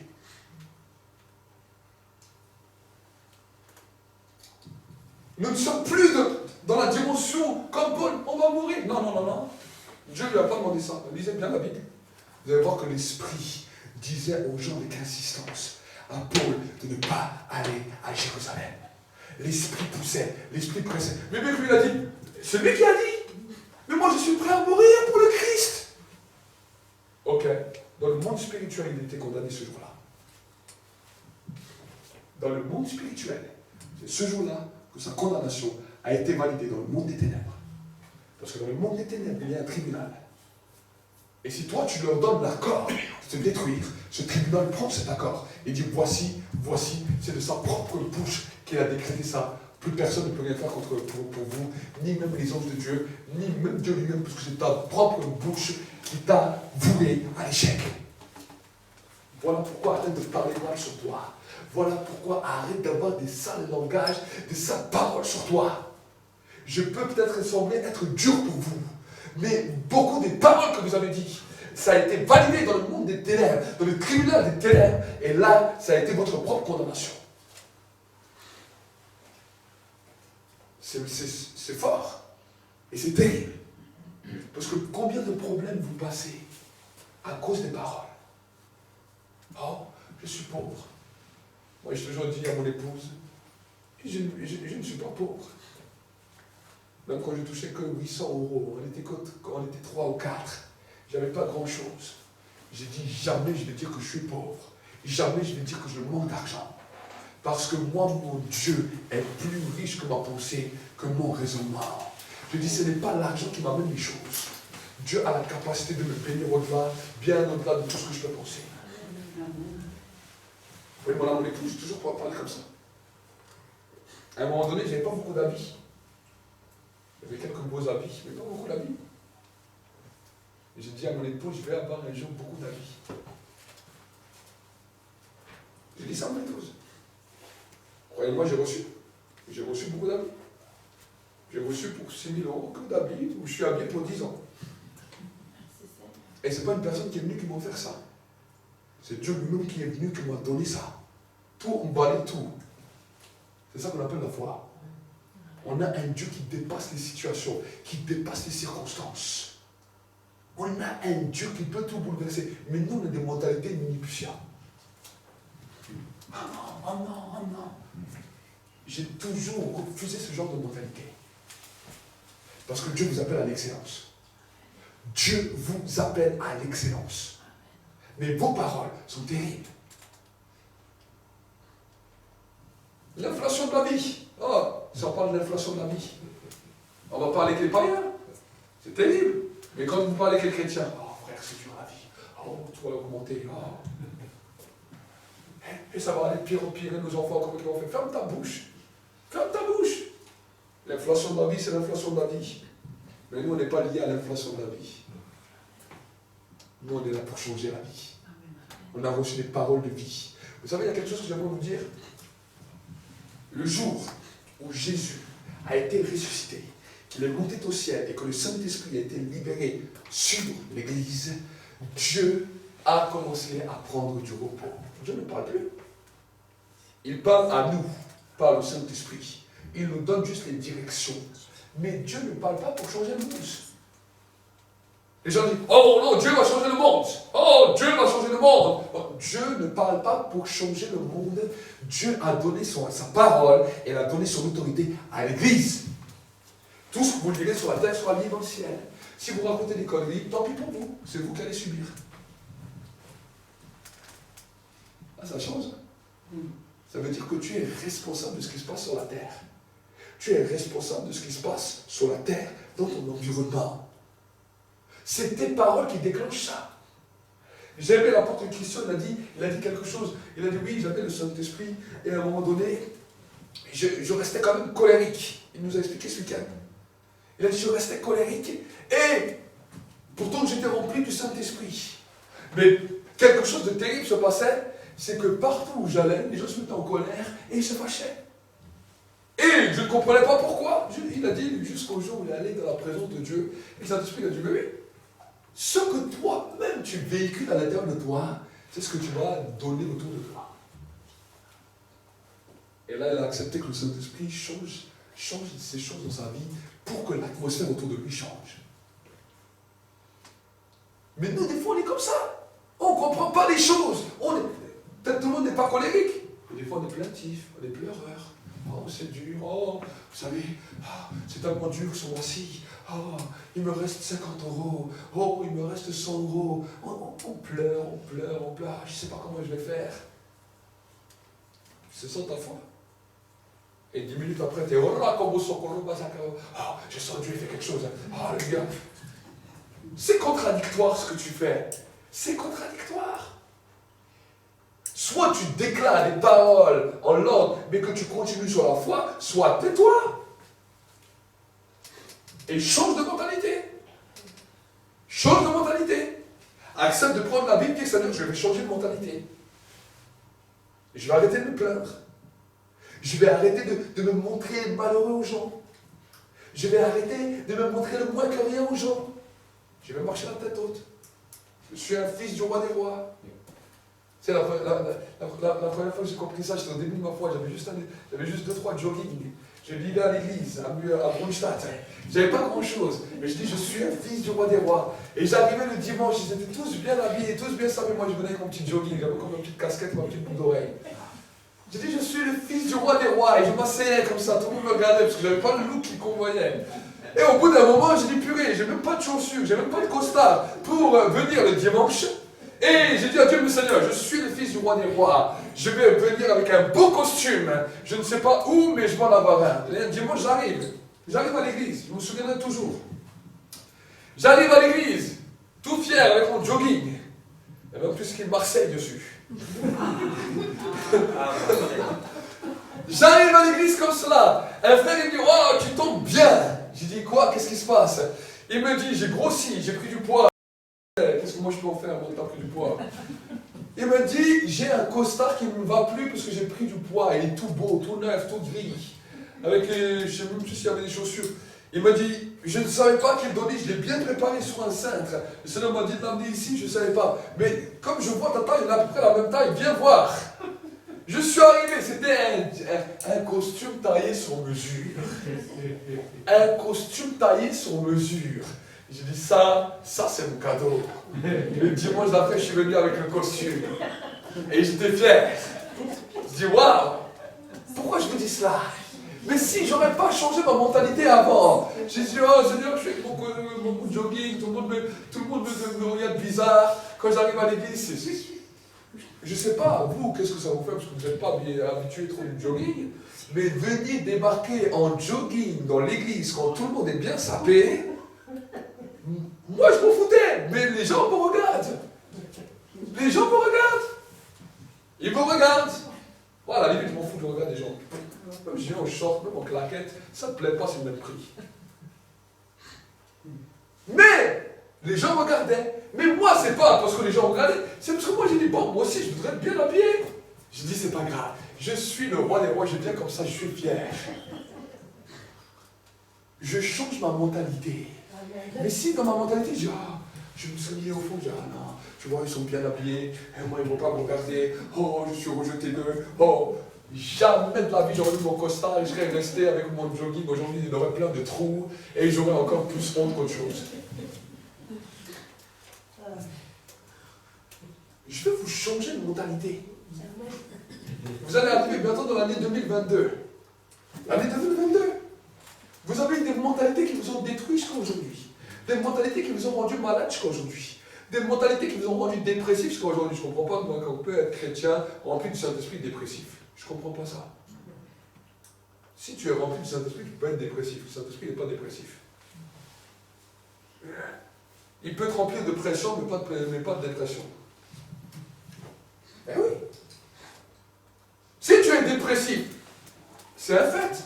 Tu peux être chrétien, avoir accepté Jésus et être dans cette position. Mais cette position est simplement due parce que les choses de ta vie t'ont tellement rempli que tu n'es plus rempli du Saint-Esprit et que la dépression est venue. Là, je suis d'accord. Mais tu ne peux pas me dire, frère, je suis rempli du Saint-Esprit et je suis dépressif. Je ne crois pas à ce langage. Désolé, excusez-moi de vous dire des choses comme ça. Je ne crois pas à ce langage. Si tu es dépressif, c'est que quelque part, tu as échoué pour être rempli du Saint-Esprit. Et ça commence par quoi? On ne m'aime pas. Je suis différent. Différent. Je ne sais pas qui le disait quand tu voyais un Africain implanté, je suis différent. C'est différent de quoi? T'as une tête, deux mains, deux pieds. Peut-être t'es un peu plus bronzé que lui. T'es resté plus au soleil que lui. Mais t'es différent de quoi? Oh non, moi je suis pas aussi intelligent qu'eux. Moi je suis pas aussi beau qu'eux. On s'en fout de ça. T'es un être humain. T'es fait tous de la même manière. Change tes raisonnements. Ça commence par là. Je suis trop gros. J'ai vu certaines personnes me dire je suis trop maigre. J'ai des complexes parce que je suis trop maigre. Alors on va prendre un petit peu du gros, de l'eau maigre. D'autres, je n'ai pas de cheveux. Alors on va prendre vos cheveux lui et on va les donner à lui. C'est pour ça qu'on a créé les perruques. Mais oui, c'est pour ça qu'on a créé les perruques. Aujourd'hui, avec la médecine, mais aujourd'hui, on peut prendre au gros, là, on fait la liposuction, on vient lui aspirer la graisse et on va l'injecter à un mec. C'est pour ça qu'on appelle la chirurgie esthétique, non? On leur injecte de la graisse pour donner des formes. Mais oui! Mais ça commence où? Ça commence là! Ça commence là! Ça commence dans la tête! Et l'homme devient une marionnette. Il ne comprend pas. Même les plus beaux, les stars, ils ont des complexes. C'est pour ça qu'ils se suicident. Ils ont des millions de thunes. Tout le monde veut leur ressembler. Ces gens veulent se suicider. Je suis désolé, mais ça ne m'intéresse pas de ressembler à un gars qui prend de la cocaïne, un gars qui veut se suicider. Moi, c'est modèle, vas-y. Ça ne m'intéresse pas de lui ressembler. Je préfère être moi-même. Amen. Quand tu es toi-même, quand tu es bien pour qui tu es, c'est ça que Dieu veut. Dieu t'a créé unique. C'est normal qu'il n'y a personne qui te ressemble. Eh oui, tu imagines, t'en aurais 50 comme moi. Oui. Mon fils a déjà dit oui. Mais oui. Même une goutte d'eau, diffère de l'autre. Même une goutte d'eau diffère de l'autre. Heureusement qu'on n'est pas tous comme le président. Ben oui, non, mais on est tous différents. Même deux jumeaux ne se ressemblent pas. On peut avoir des traits qui se ressemblent, mais on ne sera jamais identique. Parce que Dieu t'a créé humain, c'est pour ça que tu es unique.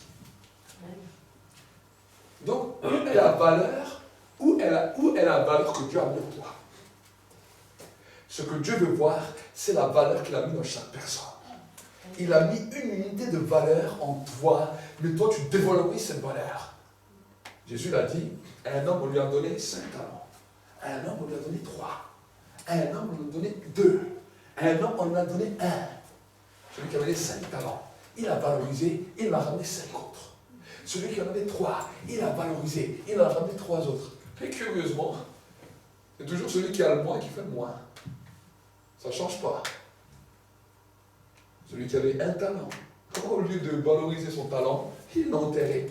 Il a dit, oh, j'ai qu'un talent, c'est un méchant monsieur, il m'a donné qu'un talent. Les autres, ils ont plus de valeur que moi. ils arrivent mieux que moi, ils réussissent mieux que moi, ils ont plus d'intelligence que moi, ils ont plus de force que moi. Ça vous dit rien tout ça? Lui, il a plus de choses que moi. Lui, il a eu une meilleure famille que moi. Il a eu un meilleur compte en banque que moi. Il a eu plus de choses que moi. Et tu enterres, et tu enterres, et tu enterres, et tu enterres. Alors tu n'as pas compris que si lui, il a eu plus de choses que toi, toi, tu avais plus de capacité pour le faire multiplier. Lui, il l'a multiplié normalement, mais toi, tu peux le démultiplier pour arriver à son niveau. Tu ne vas pas faire seulement 1 qui en rapporte 1, mais tu vas en rapporter 2, 3, 4, 5. Parce que pour arriver à 10, tu vas falloir 9 fois. Tu vas mettre 9 fois plus de force pour y arriver, 9 fois plus d'audace pour y arriver. Lui, il a fait qu'en une fois, mais toi, en 9 fois, tu vas arriver là. Quelle est la récompense qui sera la plus grande? Celui qui l'a fait en une fois ou celui qui l'a fait en 9 fois? Au ciel, c'est comme ça que Dieu récompensera. Tu diras, oui, mais lui, il a fait le même. Il avait le même résultat que moi, il a fait moins d'efforts que toi. Mais c'est pas grave, toi tu auras une plus grande récompense. Tu es arrivé au même stade que lui, avec beaucoup plus d'efforts que lui. Et alors ça sera une coupe d'or au ciel. Pas ça, car. Moi, c'est ça qui me motive. C'est ça qui me motive. C'est ça qui me motive. Peu importe, j'ai pas besoin d'avoir été élu dans une des plus grandes familles de princes. Je franchirai tout le palais des princes. Normal. Je n'ai pas besoin d'avoir été élu par les Français en tant que président. Je pourrais rentrer à l'Élysée normal. Pas comme président, oui, je rentrerai. Parce que ma voix a plus d'importance que celui-là du président. Lui, au bout de 5 ans, il dégage. Moi, je reste. Amen. Amen. Mais oui, lui, au bout de 5 ans, fini. Nous, on reste. On est des enfants de Dieu. Tant que Jésus n'est pas venu, on est là. Et un jour, on régnera sur des trônes et on jugera. On jugera pendant 1000 ans. Il faut savoir qu'un juge de la terre ne me fait pas peur. Lui, il a un mandat. Allez, bientôt tu vas aller à la retraite. T'inquiète, moi je vais juger pendant 1000 ans. Mon mandat est plus gros que le tien. Mais oui, vous avez peur des juges. Un juge qui au bout d'un moment va rentrer dans la retraite. Sa parole te fait peur. Toi, tu vas juger pendant 1000 ans. Tu as peur d'une personne comme ça. Vous devrez marcher comme des princes. Mais je vois des princes qui marchent comme des esclaves. C'est ce que l'Ecclésiaste a dit. Je vois des princes qui marchent comme des esclaves. Et je vois des esclaves qui sont à la place de princes. C'est ce qu'on est en train de vivre actuellement. Il y a beaucoup de princes dans les églises. Des hommes qui devraient bouleverser le monde. Des hommes qui, avec leurs paroles, devraient changer tout. Mais ils sont comme des esclaves. La royauté habite en nous. La Bible nous dit que quand on présente Jésus, on le présente comme le roi des rois et le seigneur des seigneurs. Donc on nous parle de 2 classifications dans le monde spirituel, des rois et des seigneurs. Où tu te corresponds? Tu te situes au niveau des rois ou tu te situes au niveau des seigneurs? Tous les autres, il n'y a pas d'autre référence. Soit les rois, soit les seigneurs. Le seigneur, c'est celui qui a un petit château. Les rois, c'est celui qui a un grand château. Oh, mais moi je ne suis pas encore là. Mais alors tu es où? Tu es où? Ça vous change la mentalité. C'est ça qui change la mentalité, c'est ça la foi. C'est ça la foi, c'est ça l'identité en Christ. C'est ça l'identité en Christ. Quel est ton challenge que tu as pour cette année? Quelle est ta dimension que tu vas atteindre? Quel est l'objectif? Ben oui. Faute de vision, mon peuple périt. Faute d'objectif, quel est l'objectif à atteindre? Quand je me suis converti en 2004, j'ai dit à Dieu, mon objectif c'est le mariage. J'ai dit comme ça à Dieu. Et moi je ne veux pas rester célibataire toute ma vie. Dis-moi, mon objectif c'est le mariage. Je veux me marier. Je ne connaissais même pas mon épouse. J'ai dit à Dieu, je veux me marier. C'était mon objectif. J'ai prié. J'ai envoyé les radars. Il me dit, j'envoie le radar spirituel qui va chercher ma moitié. Je commence à prier, je commence à déclarer, je commence à prier, déclarer. Et quand maintenant, La dimension prophétique est venue, Dieu m'a montré ma femme. Il m'a montré son visage. Il m'a dit, voilà. Il m'a amené, il m'a dit, tu vas à tel et tel endroit. Quand je suis allé là-bas, elle habitait à 100 km. C'est la première fois qu'elle venait. Il m'a dit, voilà ta femme. 8 mois plus tard, on était mariés. Parce que j'étais déterminé. Déterminé. Et plein de choses comme ça dans ma vie. Si je commence à vous raconter, là, on reste jusqu'à demain. Un jour, je suis au volant de mon camion. Je roule. Un frelon, il rentre dans ma cabine. J'avais les fenêtres ouvertes. Je passe une forêt. Le frelon m'a piqué 3 fois au torse. Ça m'a fait des brûlures. Ça gonfle. J'ai jamais senti une douleur comme ça. Mon gueule, c'est rien à côté. Tout le corps, ça me met comme ça de l'électricité. Alors, j'étais pas loin de chez le docteur. Je dis bon, je vais juste aller le voir, je vais lui demander qu'est-ce qu'il a. Je rentre chez le docteur, c'était plat. Je suis resté 5 minutes comme ça.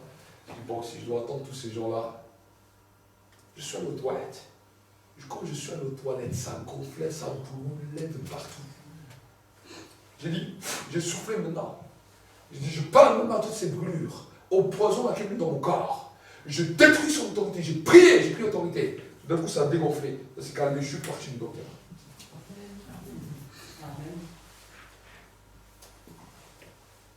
Mais oui, on dit que si piqûre de frelon tue un cheval, t'as vu ma taille, t'as vu la taille du cheval? Donc 3, il me tue. 3, ça me tue. Mais je suis encore là. Je suis encore là. Pourquoi? Parce que ma mentalité ne savait pas ça. C'est pas ça qui va me tuer. C'est pas un petit insecte là qui va me tuer. Comment un tout petit là, il va me tuer. Je fais les 100 fois sa taille. Mais oui. Change de mentalité. Change ta mentalité.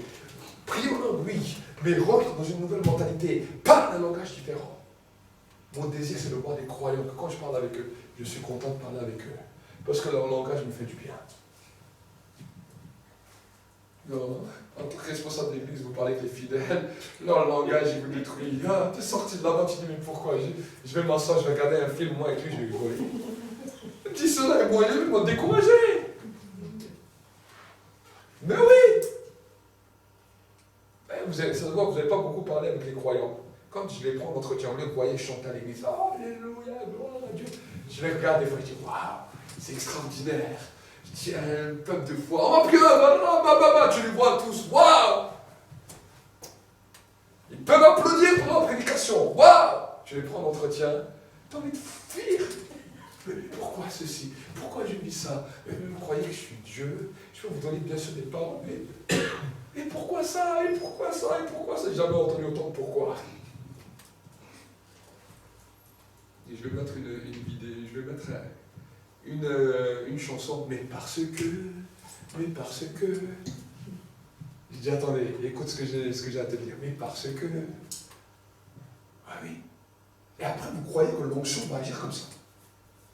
Tellement de pourquoi, tu as tellement dit pourquoi, tu as tellement dit ça, et après tu dis, vous pouvez prier pour moi. L'onction, c'est le monde des anges en action. Est-ce que vous savez? Quand l'onction grandit, c'est qu'il y a une nouvelle délégation d'anges. Mais si toi tu commences à parler comme ça, les anges en action avec moi, qu'ils sont censés m'épauler dans la mission, qu'ils sont censés m'aider, ils disent, bon écoute, continue à l'écouter, nous on va juste dehors là, on attend. On attend que tu as fini avec cette personne, parce que franchement, je me décourage. Et quand je dois prier pour vous, je suis fatigué. Parce qu'ils sont tous déjà sortis. Mais par contre, si tu viens, tu dis non, j'ai la foi. Je crois que Dieu est capable. Je crois que juste, tu poses ta main sur moi, c'est fini. Tu dis seulement une parole, c'est fini. Ok, là, les anges, ils viennent. Il dit, oh, ils appellent au ciel. Oh, viens voir ici ce qui se passe. Là, ils viennent, ils débarquent. Redis ce que tu as dit. Oh, tu dis une parole, c'est fini. Ok, la parole de loin, la parole de l'homme loin aurait une capacité. Je dis un mot. Voici que les anges, une délégation directement, vont faire le travail tout de suite. Tout de suite. Tout de suite. Amen. C'est ça qu'on appelle l'exaucement. C'est ça qu'on appelle l'exaucement. Jésus, un jour, un centenier est venu. Mon fils, mon serviteur, souffre de fièvre terrible. Jésus dit, ok, je vais avec toi. Non, non, non. Dis un mot, et mon serviteur soit guéri. Jésus a dit, waouh, même en Israël, je n'ai pas vu une telle foi. Il a dit une parole, et à l'heure même, il a été guéri. Le centenier est rentré chez lui, il a demandé l'heure à laquelle c'était. Il a vu que c'était à l'heure où il a parlé avec Jésus. Pourquoi je mets le point là-dessus? Parce qu'au moment où il a parlé, un ange est venu agir. La Bible nous dit que quand Jésus est entré dans le désert, il était rempli du Saint-Esprit. Il a été tenté par le diable pendant 40 jours. Mais après avoir été tenté par le diable, la Bible nous dit que les anges sont venus, l'ont servi. Quand les anges l'ont servi, une délégation d'angéliques était là. Ils sortent du désert revêtus de la puissance. Revêtus de la puissance. Et à partir de ce moment-là, son ministère a commencé. Les anges l'ont accompagné. Et là, il savait que ce qu'il disait, bam, bam, l'ange il venait, il agissait. Dès qu'il dit bam, les anges ils agissent. C'est ça. C'est l'action, ce qu'on appelle le royaume du ciel, qui se pose sur terre. Parce que les anges sont des esprits. Des esprits au service de Dieu. Dirigés et contrôlés par le Saint-Esprit. Voilà pourquoi on doit connaître le monde des anges, mais on doit connaître le Saint-Esprit. Parce que si on ne connaît pas le Saint-Esprit, qu'on ne connaît que le monde des anges, le monde des anges peut même se faire tromper. On voit à un moment donné Moïse. Allez, je vais donner ce dernier exemple pour que vous compreniez. Moïse, il sort le peuple d'Israël. Il les amène au mont Sinaï. Extraordinaire, le feu, le buisson, les tables de la loi sont libérées, la grâce de Dieu est là. Dieu lui dit, ok. Le Seigneur lui dit, bon, je vais demander à l'ange le plus puissant du ciel de descendre et de venir avec toi. Il ouvrira la porte devant toi. Partout où tu iras, tout t'appartiendra. C'est ce que Dieu a dit à Moïse. Moïse l'a dit non. Il a dit, je vais te dire une chose. Si toi-même, en personne, tu ne viens pas avec moi, je n'irai nulle part. Il a dit ça à Dieu. Alors que nous, si on nous dirait, on te donne l'ange le plus puissant, on te donne le don spirituel le plus puissant, tout le monde va dire, ouais, waouh. Moïse il a dit non, si toi-même tu ne descends pas avec nous, on n'ira nulle part. S'ils auraient vu l'ange puissant, Israël ne serait jamais mis contre Moïse comme ça. Parce qu'ils disent non, c'est l'ange qui est devant. Mais parce que Moïse a demandé Dieu, ils ont vu Moïse et pas l'ange. Ils ont vu Moïse et pas l'ange. Et vu que Moïse était un homme comme eux, il a dit non, lui on peut se lever contre lui. C'est pas grave, il ne nous fait pas peur. Et là, c'est là où des fois ils ont subi des jugements terribles. Parce qu'ils n'ont pas compris que Moïse avait reçu une grâce spéciale auprès de Dieu. Dieu a vu que Moïse n'était pas attiré par la grandeur, mais que Moïse voulait que Dieu lui-même vienne avec, pas simplement un ange. Est-ce que vous comprenez? Alors aujourd'hui, est-ce que c'est simplement la dimension des anges? C'est super, c'est extraordinaire. Mais est-ce que nous voulons que le Saint-Esprit puisse venir lui-même? Que le Saint-Esprit puisse venir lui-même changer nos vies, changer nos pensées, changer nos raisonnements, changer nos mentalités, et que nous-mêmes nous puissions changer. Nous-mêmes nous puissions changer. Nous allons prier ensemble. Seigneur, mon Dieu, mon roi, nous voulons réellement te bénir. Nous voulons réellement t'exalter, nous voulons te remettre ce temps maintenant entre tes mains. Nous te demandons, Seigneur, que tu viennes changer et bouleverser les choses. C'est peut-être pendant que nous sommes là dans la prière, tu as vu que ta foi, que ta vie n'était pas en adéquation avec la parole de Dieu. Mais que ta vie était simplement basée sur une foi superficielle. Alors maintenant, c'est un temps où tu peux te réconcilier avec Dieu. C'est un temps où Dieu peut t'amener au changement, peu importe les années que tu as pu perdre, peu importe le temps que tu as pu perdre. Dieu veut ouvrir les choses maintenant pour que tu entres dans un nouveau temps. Si Dieu a permis que ce matin tu entendes cette parole, c'est pour changer ta manière de voir les choses, pour entrer dans la dimension des hommes et des femmes de foi, pour entrer dans une dimension nouvelle qui va bouleverser ta vie et qui va faire de toi une nouvelle personne, une nouvelle créature, un nouveau genre d'homme, un nouveau genre d'homme. Si peut-être c'est ton cas, alors lève ta main là où tu es à ta place. Lève ta main là où tu es à ta place pour un changement.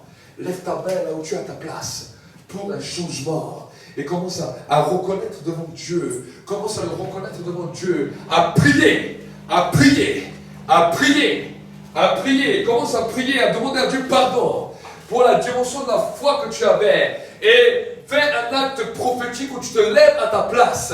Quand tu pries Dieu, tu fermes tes yeux, tu ne regardes ni à droite ni à gauche, mais tu te lèves à ta place et tu commences à prier. Tu commences à prier pour un changement. Tu commences à prier pour un changement. Tu commences à prier pour que Dieu change les choses. Pour que Dieu change les choses. Pour que Dieu change ta manière de penser. Pour que Dieu t'amène dans une dimension réelle de la foi. Pour que Dieu t'amène maintenant dans une nouvelle perspective. Dans une nouvelle perspective. Commence, commence, commence. Rakabasokorai, Rikabai, Korabababasi, Shokorababai, Brakabaso. Saint-Esprit, Saint-Esprit, nous avons besoin de ta présence. Saint-Esprit, nous avons besoin de toi. Saint-Esprit, nous avons besoin de toi. Nous avons besoin que tu changes les choses maintenant. Dans le nom de Jésus. Dans le nom de Jésus-Christ. Et Dieu va également commencer à te faire grandir dans différents niveaux spirituels. On va dire que tu dois toujours être brûlant pour Dieu, parce que il y a une chose que le diable attendra toujours, c'est que tu te refroidisses. Dans cette alliance avec Dieu, de toujours rechercher sa présence, appeler le sacrifice de Jésus à la croix, parce qu'il n'est pas mort pour rien. Pour tout peuple, pour toute personne, de tout âge, de toute nation, de toute tribu. Allumer un feu dans ta vie où tu cherches la présence de Dieu.